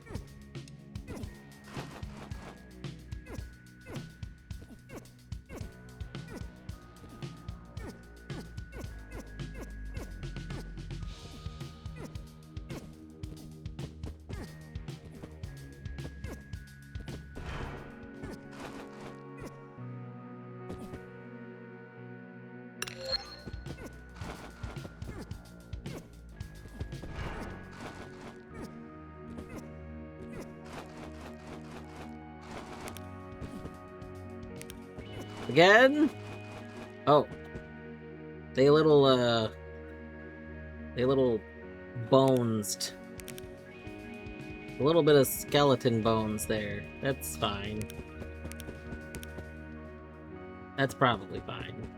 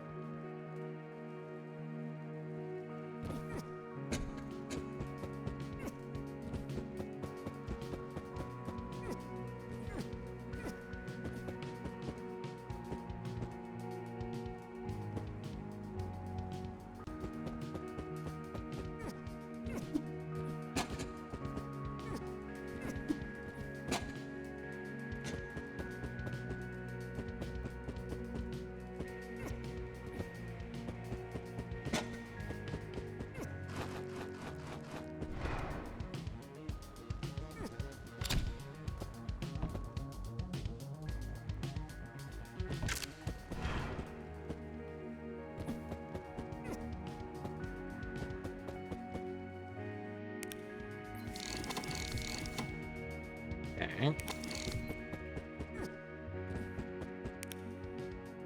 I see. Blocky thingy. Got it.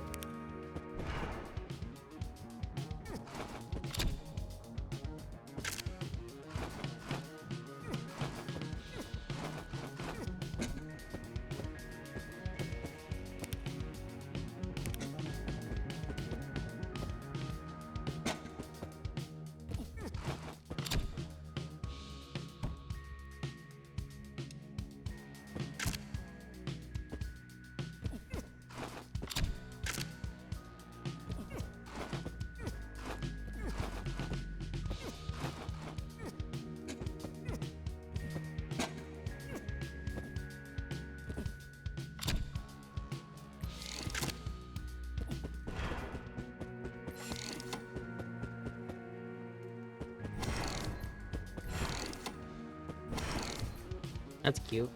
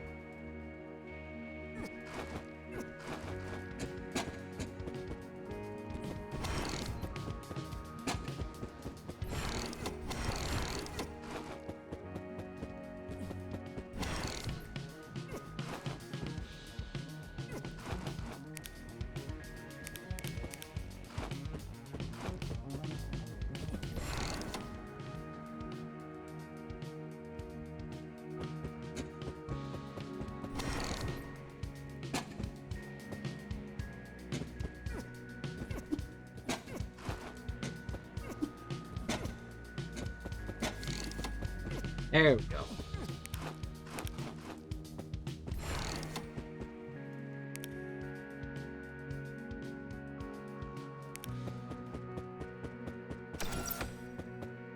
That looks safe.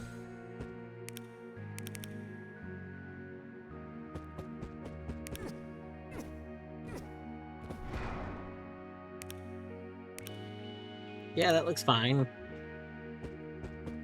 No, let's just...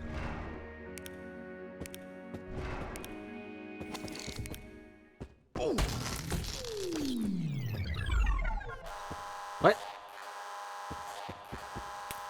Did your, like, neck... Did your... What just happened? Hold on.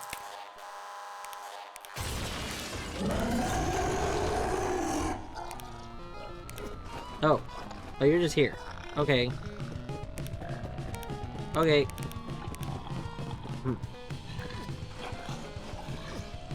Is that a friend? I think it might be a friend.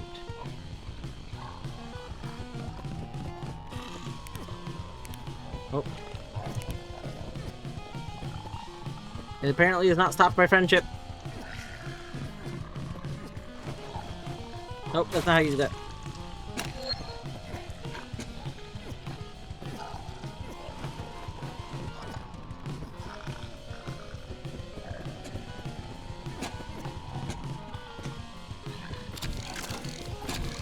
Oh.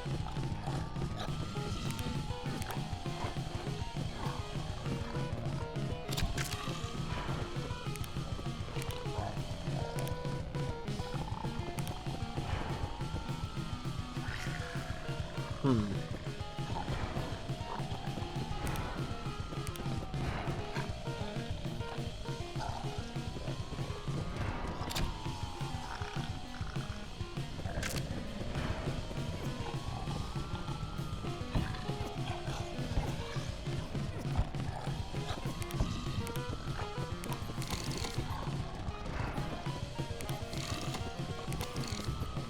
Nope, nope, nope. Ah! Okay, good, you can't get me. We're safe. Kind of.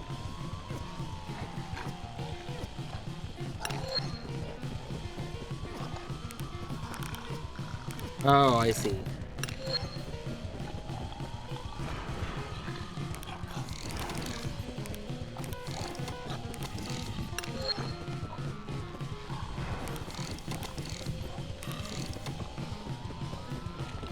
I see. Nope, nope, nope.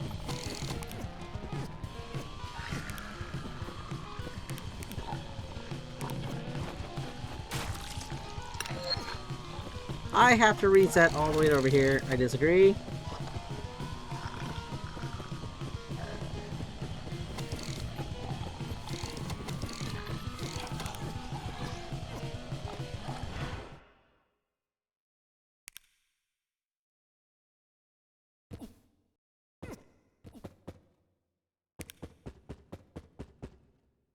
Hmm.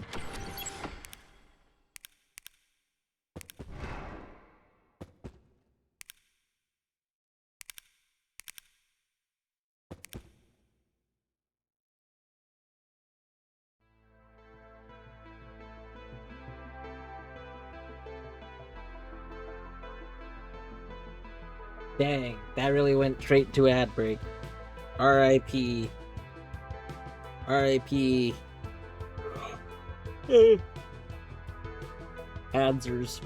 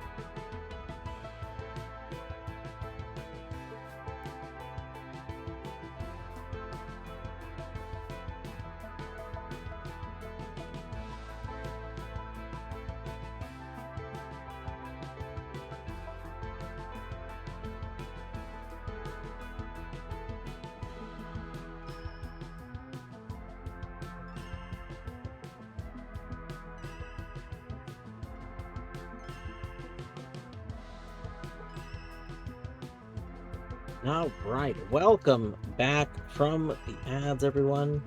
If you were in ad jail at the very end of that, I'm sorry, but it started a chase sequence. You know, we can't just not run, and then the end of the chase sequence ended the demo. But this was pretty good. Yeah, I don't know. I'm curious. I'm definitely curious about the game. I think the length of it, like I guess I'm interested into what the idea of the full game is.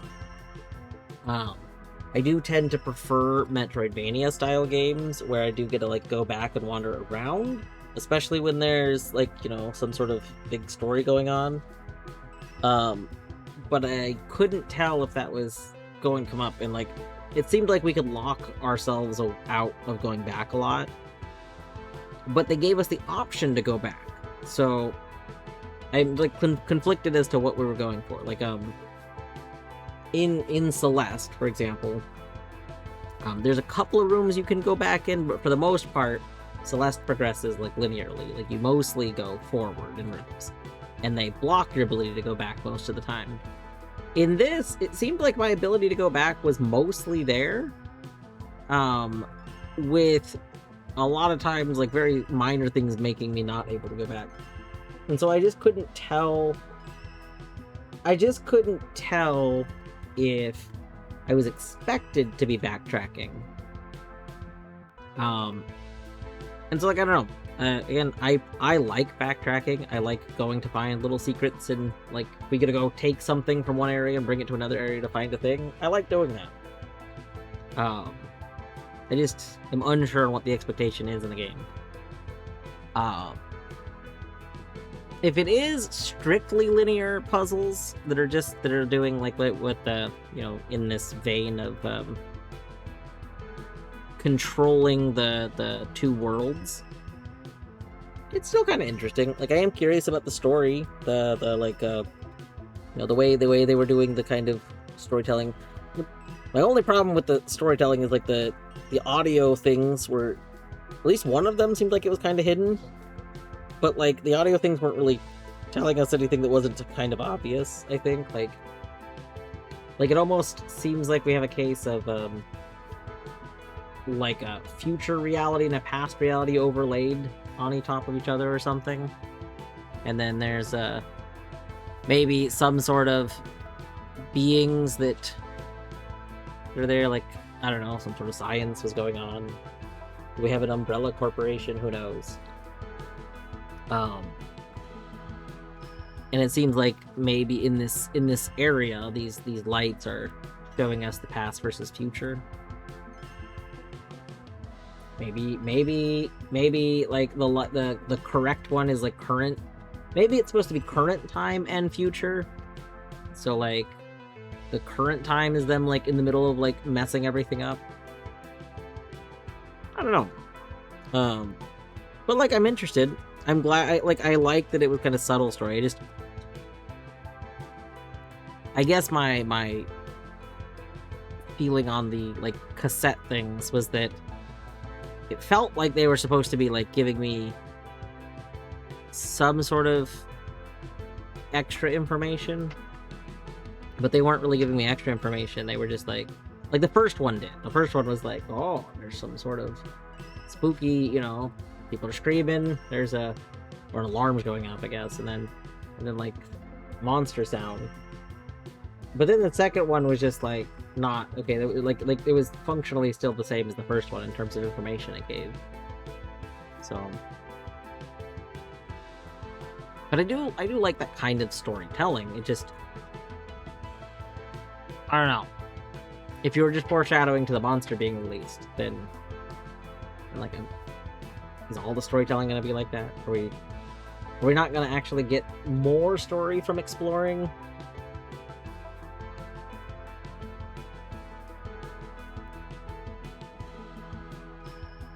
Oh, we'll see. I think I already wishlisted this. I can't remember if this is one of the games that came out. Let's see. Is this one? This might be one that came out.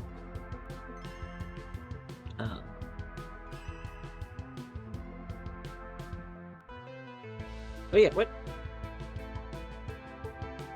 Wait. Oh, the demo. Okay, this demo released. God. Steam is so confusing with this because demos can have their own page now. And so the demo for this released in November. The link that I posted, I guess, is to the demo, which is also annoying, but that's okay. You can go from the demo to the main game page. So this game is not released yet. This game is releasing in August.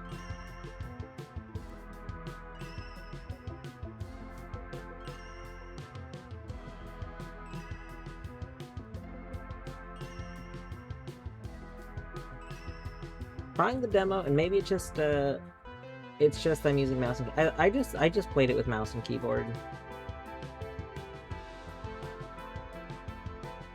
Tiger Mama, are you just playing with keyboard or are you playing with mouse and keyboard? Because you use the mouse. So like with mouse and keyboard, you use the mouse itself to point it. So like wherever the mouse is hovering on the screen. So like if the mouse is in the center of the screen, it should point to the center.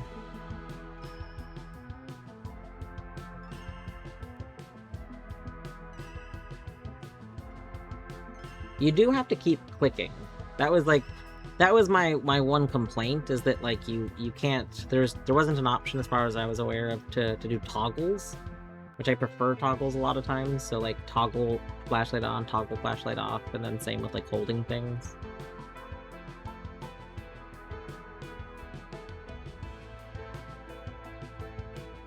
If you have a controller plugged in, it's possible that your controller might be messing something up. I know this game seemed like it was handling me going back and forth from keyboard and controller very strangely, which is why I played with mouse and keyboard instead of controller. But if you do have a controller, it's not plugged in. Okay. Yeah, I was gonna say that would be something. As far as I can tell, I also think maybe there was some intent that the game could be played with just control or just keyboard. But I don't know what button would be controlling the flashlight if that were the case. That also seems like it'd be very difficult. Yeah, I'm not sure why it wouldn't be going to like exactly where you're pointing. Very odd.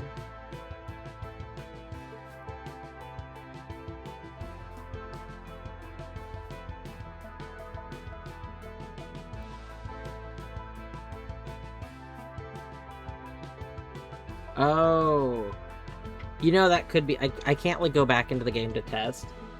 That could be it. If you forced it into full screen, and they are like specifically checking a very specific region, that actually might just be a bug with the game, because I don't know if I saw an option to go into full screen. So it's very possible the game's not properly even accounting for full screen.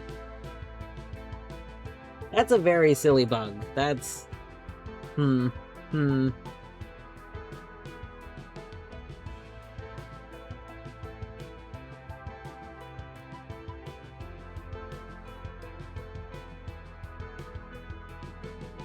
Oh, this game was originally a one of the games submitted to the Big Mode Game Jam. That's why Donkey was on the original thing. So this was not like a Big Mode published game, but it was originally created for the Big Mode Game Jam.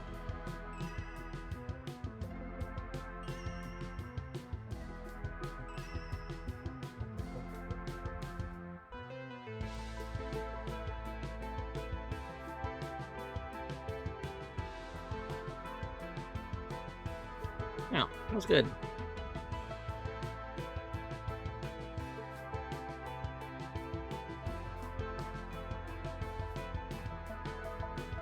Alright. Let's see, what time is it? 9:15. We do one more. We could do one more. What else we got?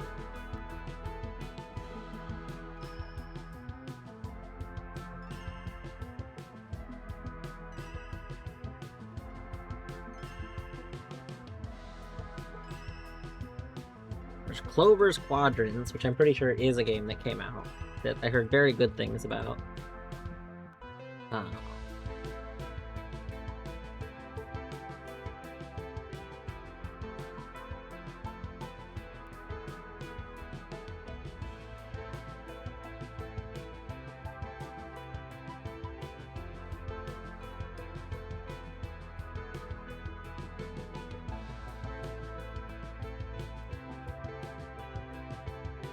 Checking a few.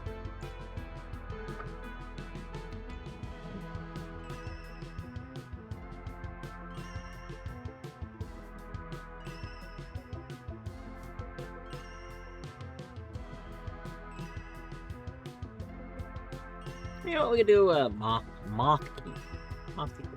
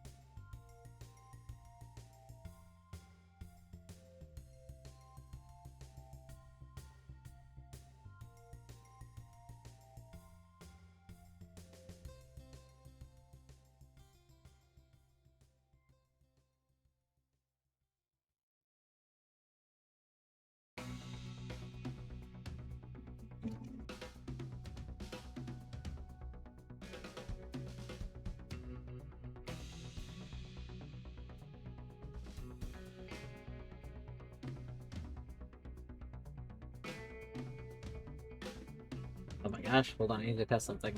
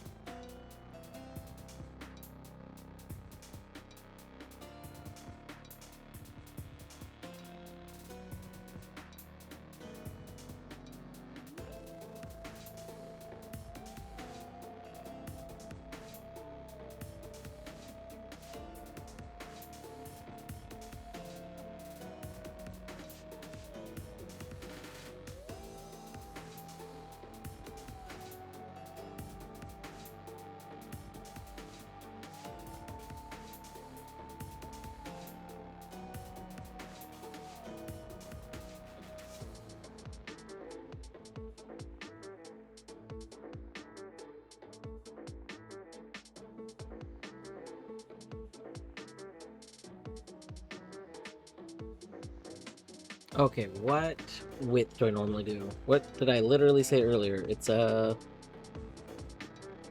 is it 1900 by 1900 doesn't sound right. What is that?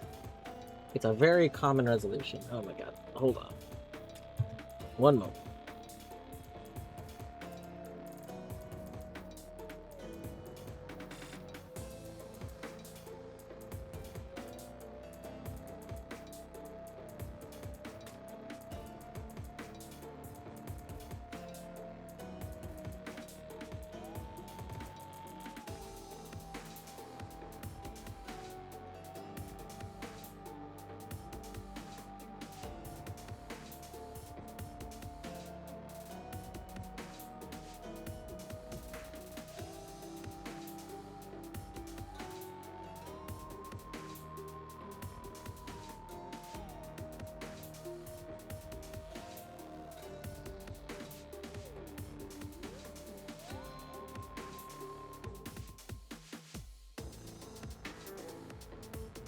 $1900 by 1000 doesn't sound right.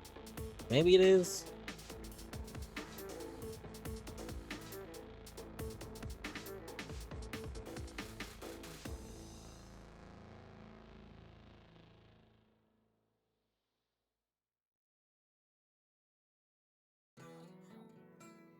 Okay, yeah, that's bigger than I wanted. Okay, but it totally works. Awesome. You might be wondering what works. I did in fact ask Rutty if Rutty would be willing to make me a program that would let me resize resizable games. And Ruddy sent me a test thing earlier to like while I was gone today, and I forgot. But I just tested it, and it works. It does resize the thing. I need to input the dimensions, and I forgot the dimensions. Let me set up the captures real quick. One moment.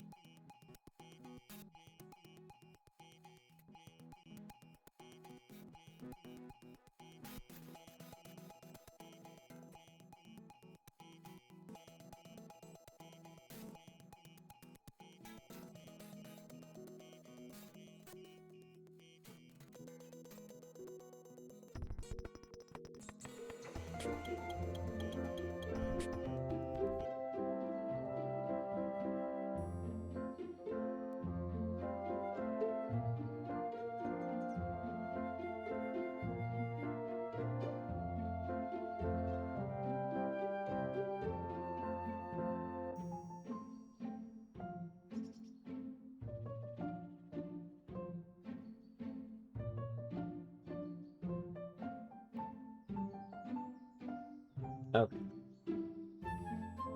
Is it six? Maybe it's 1600 by 900. That could be it.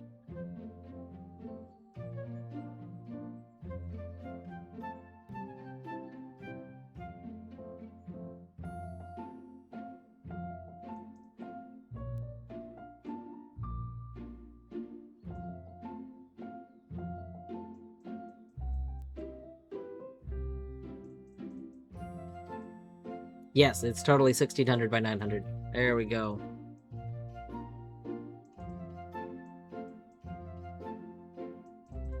There. Oh my gosh. This program, this is 10 out of 10 program. Oh my god.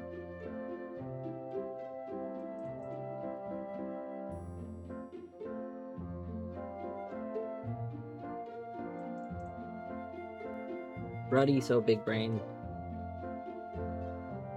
It's true. It's true.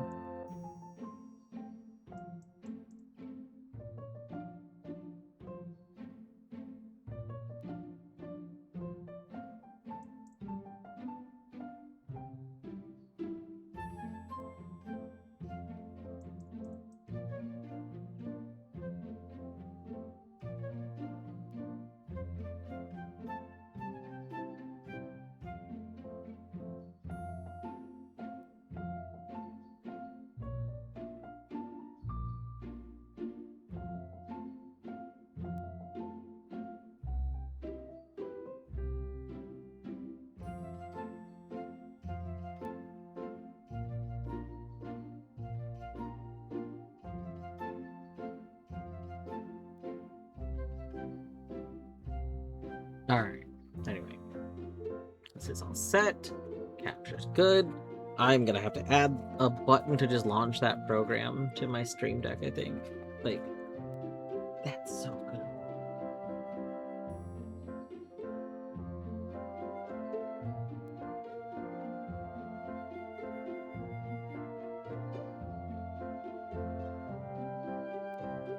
I'll have to ask him if he's okay with me, like, posting it.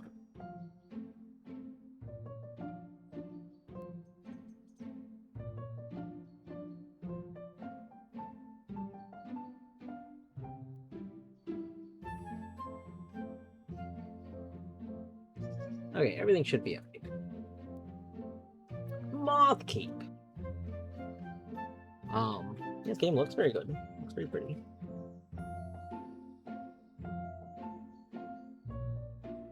We got to play. So yeah, opened in full screen.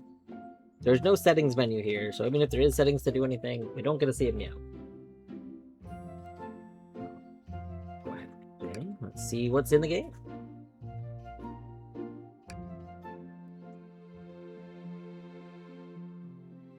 Carefully.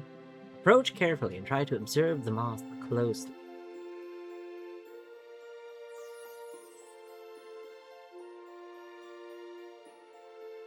What am I doing?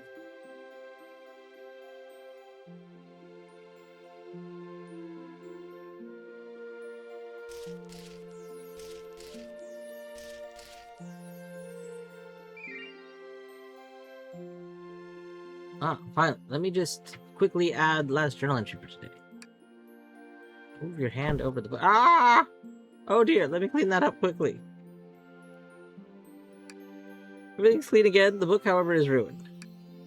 It was an heirloom from my great aunt Galina, who left me this natural treasure around us. But no need to worry. This is the perfect opportunity to go outside and update my moth list. And as luck would have it, I even have a fresh journal in my bag. Okay, click on moths, jump to the overview page. It's funny, because none of them have overview pages. We're just starting. Okay, turn the page or the bottom corner. Oh, that's a fun turn animation. Okay. After every rain, there's going to be sun again.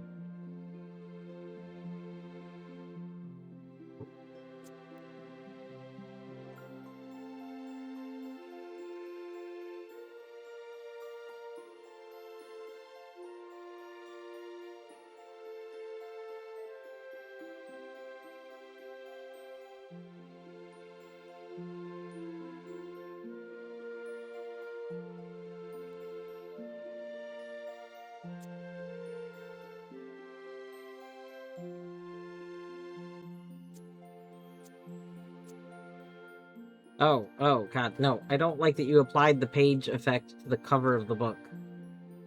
No. Oh, God, this is not how covers should work. I mean, some. I don't like it. Yeah. Especially if this is where we're supposed to be putting moths. I don't know. Ah. Okay, this is a minor. Wait, we're in full screen again. What the heck, game? I just realized the game debated me into full screen again. Okay. We're in not full screen now.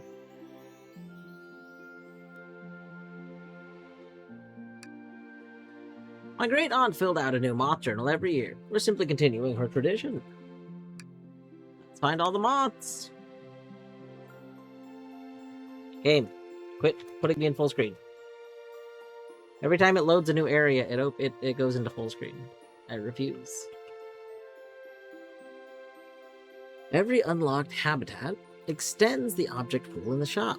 Discover the full game to explore more habitats.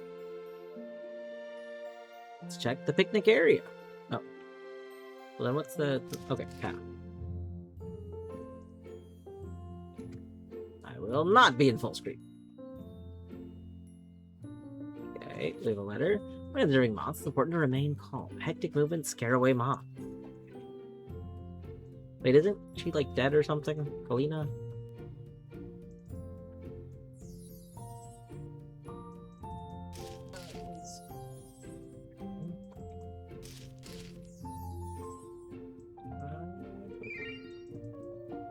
You discovered the imago. So, okay, that text went very quickly. Okay. The imago. Do you see the clown face? Let's see.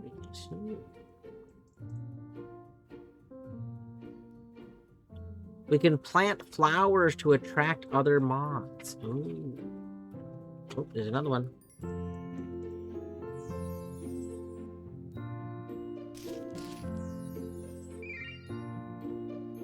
Rediscovered. Okay. Is it?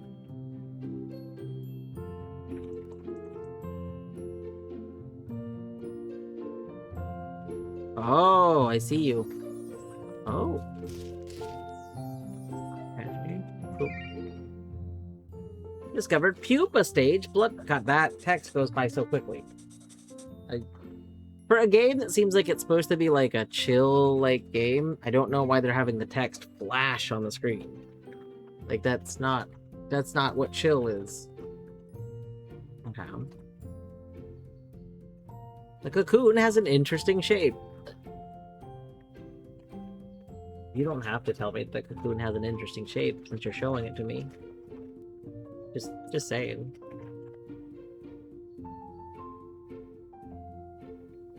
Okay. Are we seeing anything else? This background looks nice.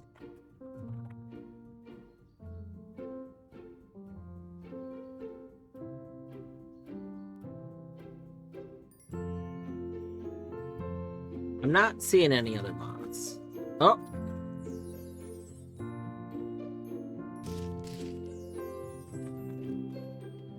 Boop. We got eggs! Oh my gosh, we found eggs! Delicious!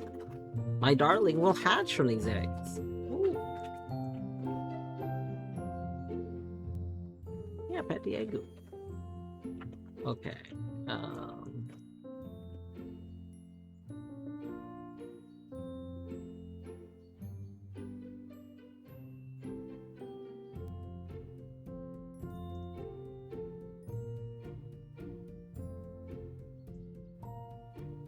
Not quite sure. We can sleep here. We can get a hint. I don't... Like, I'm not sure if I'm supposed to be doing more here or not right now. Maybe let's go to the map. That's gonna put me in full screen again, of course. Of course. The field of the shop. Discover more moth evolution stages to get this region. Nice. Okay. Okay. Okay. So we're missing, I see, we're missing a few things here, but I can't plant things.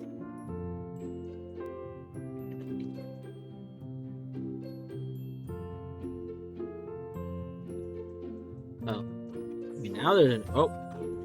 There's a new one. Did we have to leave and come back? Oh. We got larva.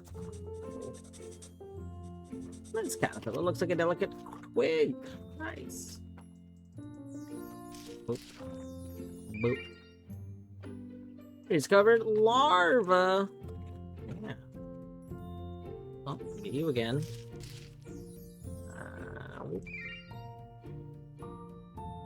Rediscovered pupa.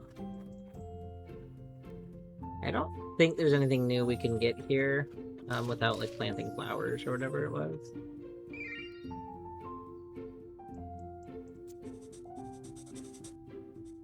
Hey, didn't we already have you?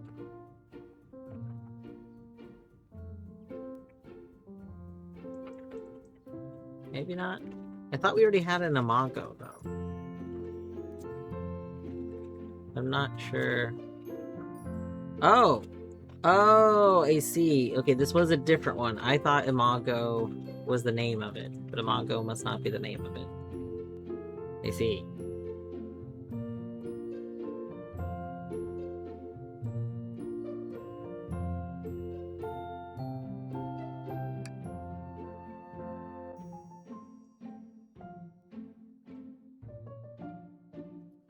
Alright, so let's go to the shop, which I don't think should count as a habitat, but apparently does.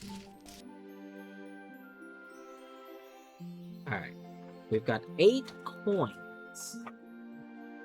There's a cat. We can pet the cat. Very important. The cat's wearing glasses. Excellent. The cat is the shop. Yes. You can press the desk bell to order new shop items. That's Bloodbane, we've got all those. Ooh. Got Green Foresters, we got 1. Tracks Green Foresters and Bloodbane. I'm currently not around, I'm traveling the world.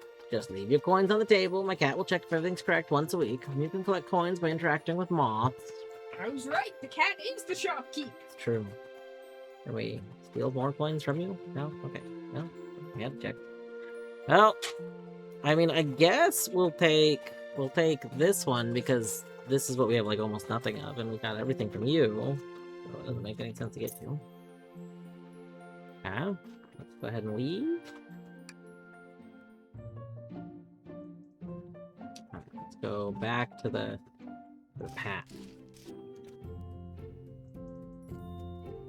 Okay, I can't make it switch whether or not it's in full screen in the loading screen, because that will just put it. Yeah. Okay, I want to take that and place it. Maybe let's place it here. It's a cute place for it, right? I think so.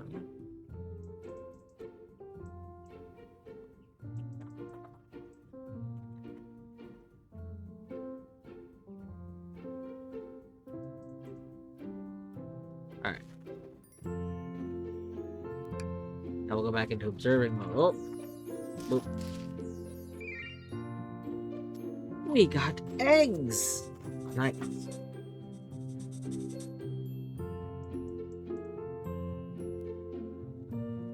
Alright, we got lots of these, which we've already seen, but I guess we see them again. I guess we get more coins for doing that, I think. Yeah, I got a coin for that. So even though I didn't, like, make progress, we got a coin, and that's progress. You don't have to show me the book, though, if I've already seen it, do you? That's silly. Oh, the Green Forester. That's new. Nice. Nice. Alright. This beautifly, if you will.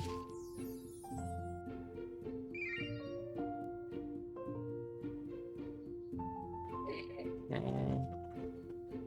I don't know if there's any other ones we can kind of do this to get the question marks up here. Nope. I think that's everything that's here right now.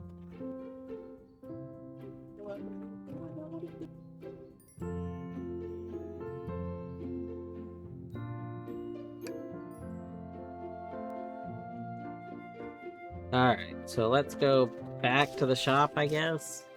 And now we have some more money. Oh. We get a lamp. Everything we can get we don't really need. Can we go to the next area? Completely documented. Oh no, we need all of the evolutions. I see, so we're missing the cocoon stage. Something? This? I think it's this. Oh. Oh. Oh. Nope, that was the egg again. Boop. Boop.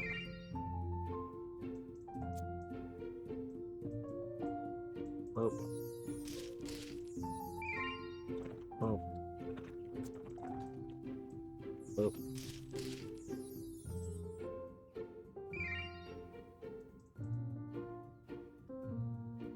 Boop. Oh yeah. Oh, very nice. Right. Pretty much done. Yeah. Almost done. Yeah. You wanna show it off? Sure. Marty's been working on an embroidery. Been pretty good.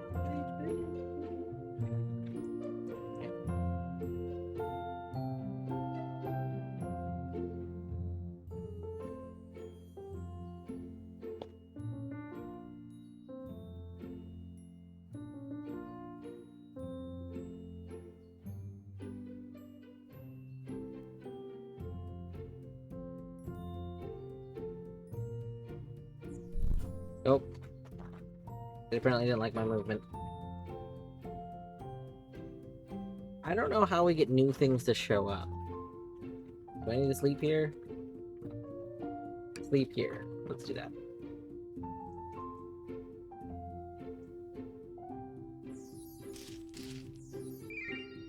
There we go. We discovered the pupa stage of the Green Forester. Excellent. Alright. Perfect. Nice. Now we found everything in the zone, so that unlocked the beach zone. Oh. Boop. Boop. Discovered pupa stage of the 4 dotted something. Excellent. Okay, we gotta be careful. There's lots of little things all over. Are you a thing? You look like a caterpillar. Are you a cat or a pillar? A larva stage. That's a caterpillar, right? I think larvas are caterpillars. Excellent. I wonder if Blossom would like this game. Blossom loves scrubbies, and I think these count as scrubbies. The pupa stage of the Tau Emperor. Oh my gosh. It's their winter shell.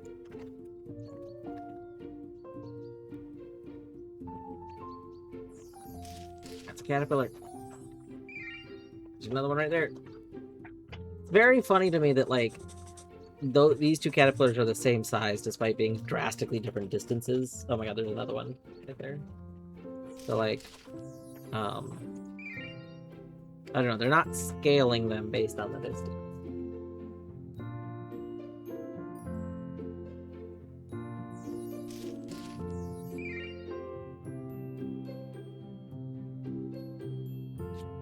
I met Tara here in the forest. We quickly became friends. Without their plants, I never would have been able to attract so many moths. I'm very grateful for them, not just the plants. With fond memories, Kalima. Yeah, because wasn't it an heirloom? It was Galena's, like, notebook, and it was an heirloom. So these are letters that she left in the woods for us to find one day? I'm a little confused. I'm a little bit confused.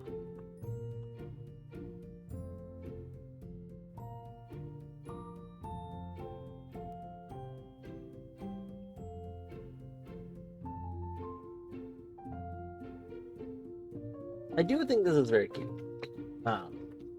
It is just very, very simple quick time events in a somewhat repeatable, like, find the character kind of setting. Like we have to find the moths or the moth things, but also we can kind of just wiggle the cursor a little bit, and then, like, if there's something still there, it'll kind of make stuff.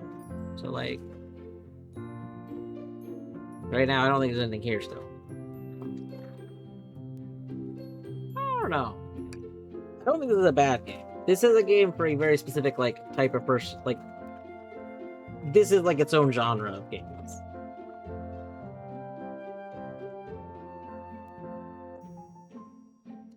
It is a very simple game. Yeah. It is very cute. I didn't mean to go to the path, but okay. Since we're here, you know.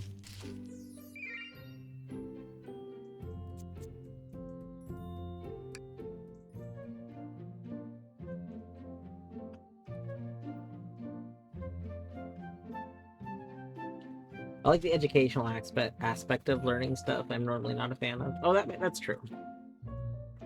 Yeah, I do like the that in games. I mean, that's one of the reasons I mentioned before that I loved Age of Mythology. Having an interactive format for learning about a subject is always very fun. I do kind of wish the journal entries gave more information. Like, when we completed, because we've completed one of them all. Can I look at our journal? Yeah. So, like, the Green Forester, for example, we've completed. I wish that once we fully completed it, we would get, like, essentially a Wikipedia entry on this moth. Like I wish that once it was completed, we would get, like, a really, like, a kind of a write-up about it, like a journal entry on this moth. I think that would be cool. We get a few little snippets of things, but, like, these little tiny snippets aren't particularly, like, the most educational snippets. You know, shout-outs to the next page. Shout-outs to the cocoon has an interesting shape. Like, that's not very educational. That's just a statement that has no meaning whatsoever because I can see the shape and decide for myself whether or not I find it interesting. Like, I don't know. For this one with the looks like a twig, I would kind of like if it was like, you know, this is known, like, this is a very minor thing, but you could say this is known for how it looks like a twig. kind of thing. I don't know. Like, I thought this was interesting. Like, can you see the clown's face is interesting. So this is, like, known for, you know, having a thing that people have historically said it's like a clown face. Like, okay, alright. And I like seeing the different species of moth. Like, I'm not, in my own time, I'm not gonna go just Wikipedia deep dive on different moths. Probably. So I do like that. I guess I wish that the educational part was a little more expanded. Like I kind of understand having small blurbs for each segment, but I wish that when we filled out the page, we got a big big info on it. Because to me, that would really sell the educational, like the, you get to learn from this game. As it currently is, I mostly learn the existence of moths I didn't know about the existence of, but I don't feel like I'm actually learning.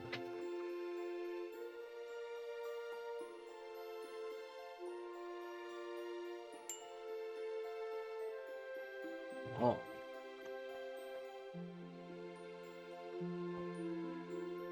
We could buy some moss. And then we could go back. We could go plant our moss. Also, hello, okay. I hope you're doing well today.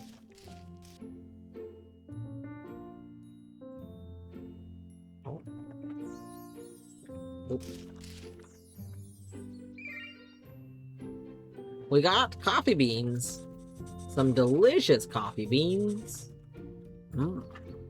Yum, yum. Go ahead and plant our moss. Let's get this big coffee pod here. Rediscovered. Also, yeah, Deadly, I think you mentioned it's a little silly that it opens up the book every time. Yeah, that is. I would agree. For the rediscoveries, unless it's going to add more information, I don't think it's necessary to open the book. Wing sheets and pupa sometimes stick out.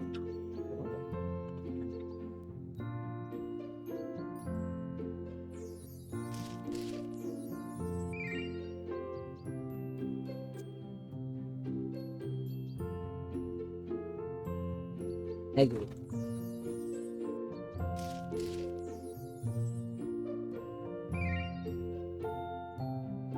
Eggs of the four-dotted footman. Oh my gosh. These moths prefer it warm and moist. Delightful. Delightful. You know.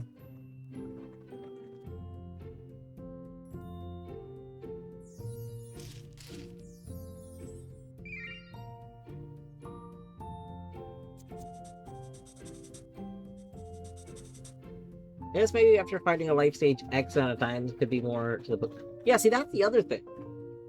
That would have been an interesting way, and that's actually what I thought they did the first time it reopened the book for rediscovery.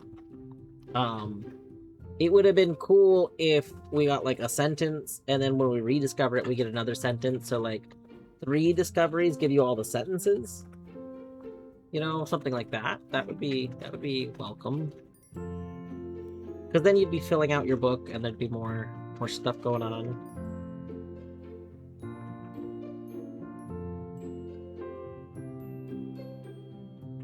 Alright. Where's that bomb? Where's that? I want to plant this. I want to place it.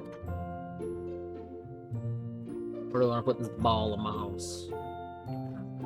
It's a good place to put a ball. Put a little thing of mouse.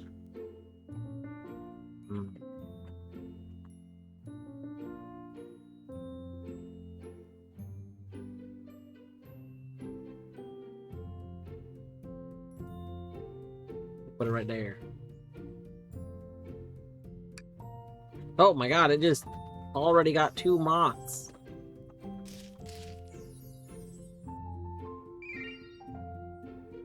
Oh my gosh, we got the garden tiger moth.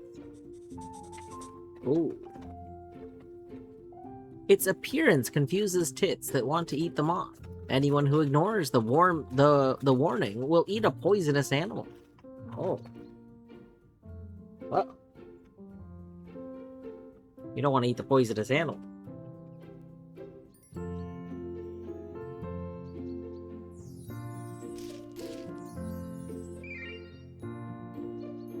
Yeah, it's a warning to the tits, you know.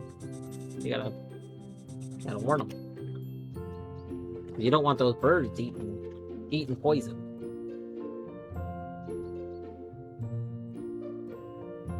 They have 4 eyes on their wings. That's what also influenced their English name. Aha, I see.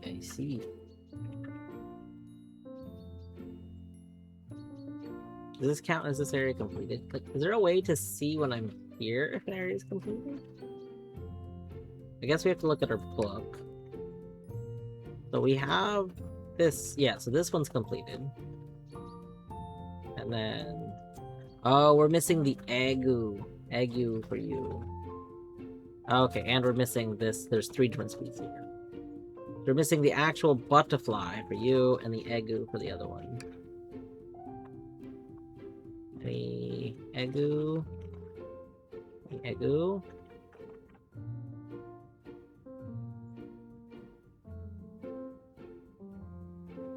Okay, so I think what we do is we sleep. I want you to know that sleeping re-puts it into full screen. It's silly. Okay, so we've already done this one because it was a heart. So if it's our first time with it, it puts a little question mark. And if it's not our first time, it puts a heart.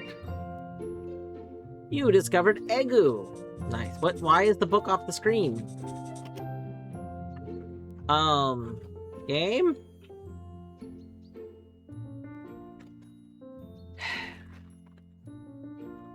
Game. You had one job, and that job was to not be broken.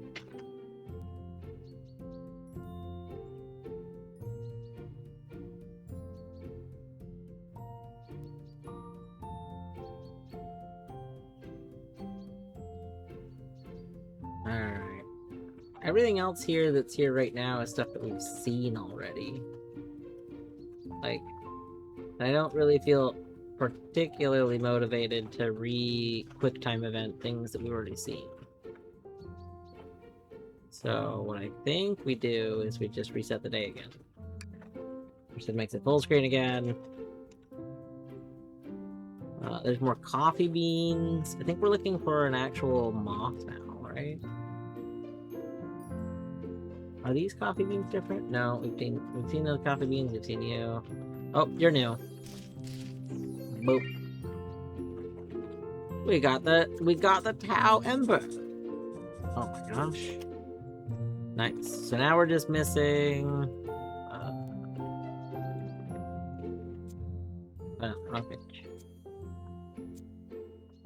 Oh no! We got it all! Oh, we got a little thing about it. You discovered all the native moths! We've searched thoroughly now, and my book is more complete than ever. It was a pleasure. Sometimes misfortune brings forth the greatest happiness. I can't wait to explore more of the nature reserve this summer and find more of Galena's notes. Until then, let's have some tea together. Thank you for playing the demo. If you want to discover more mods, wishlist the game on Steam. If you want to give me some feedback, use this form. Give you some feedback. Alright. That was cute though. Like, that was, again, this is not like a genre of game I would typically play. I mean, I will go mention that I would love to see either the book not open each time, or for more information to get added on, like, accumulated discoveries, and the completed pages having, like a full little summary would be really appreciated. No,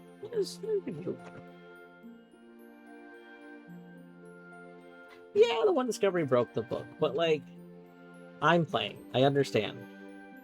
Games have a habit of breaking around me. They don't like to work properly when I'm playing. Okay. I think that's gonna be it. I do have work in the morning, so I'm going to actually read over to Colette.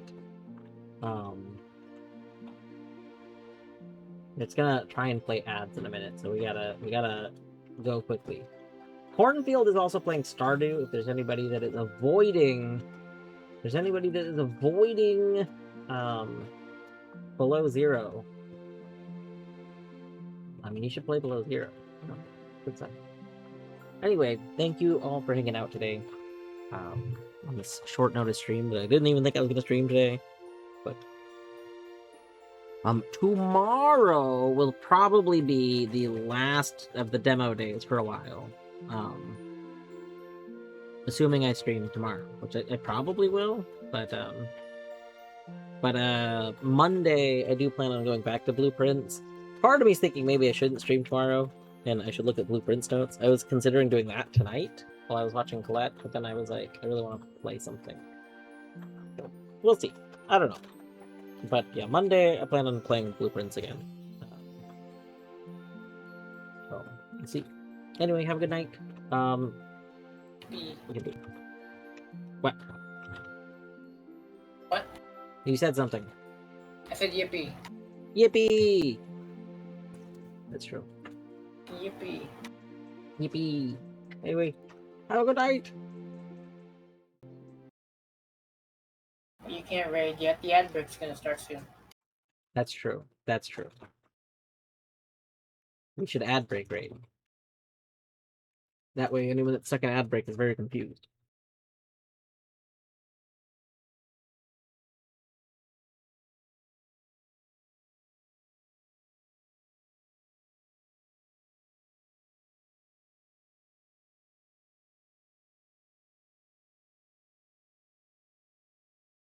Oh, she got this part.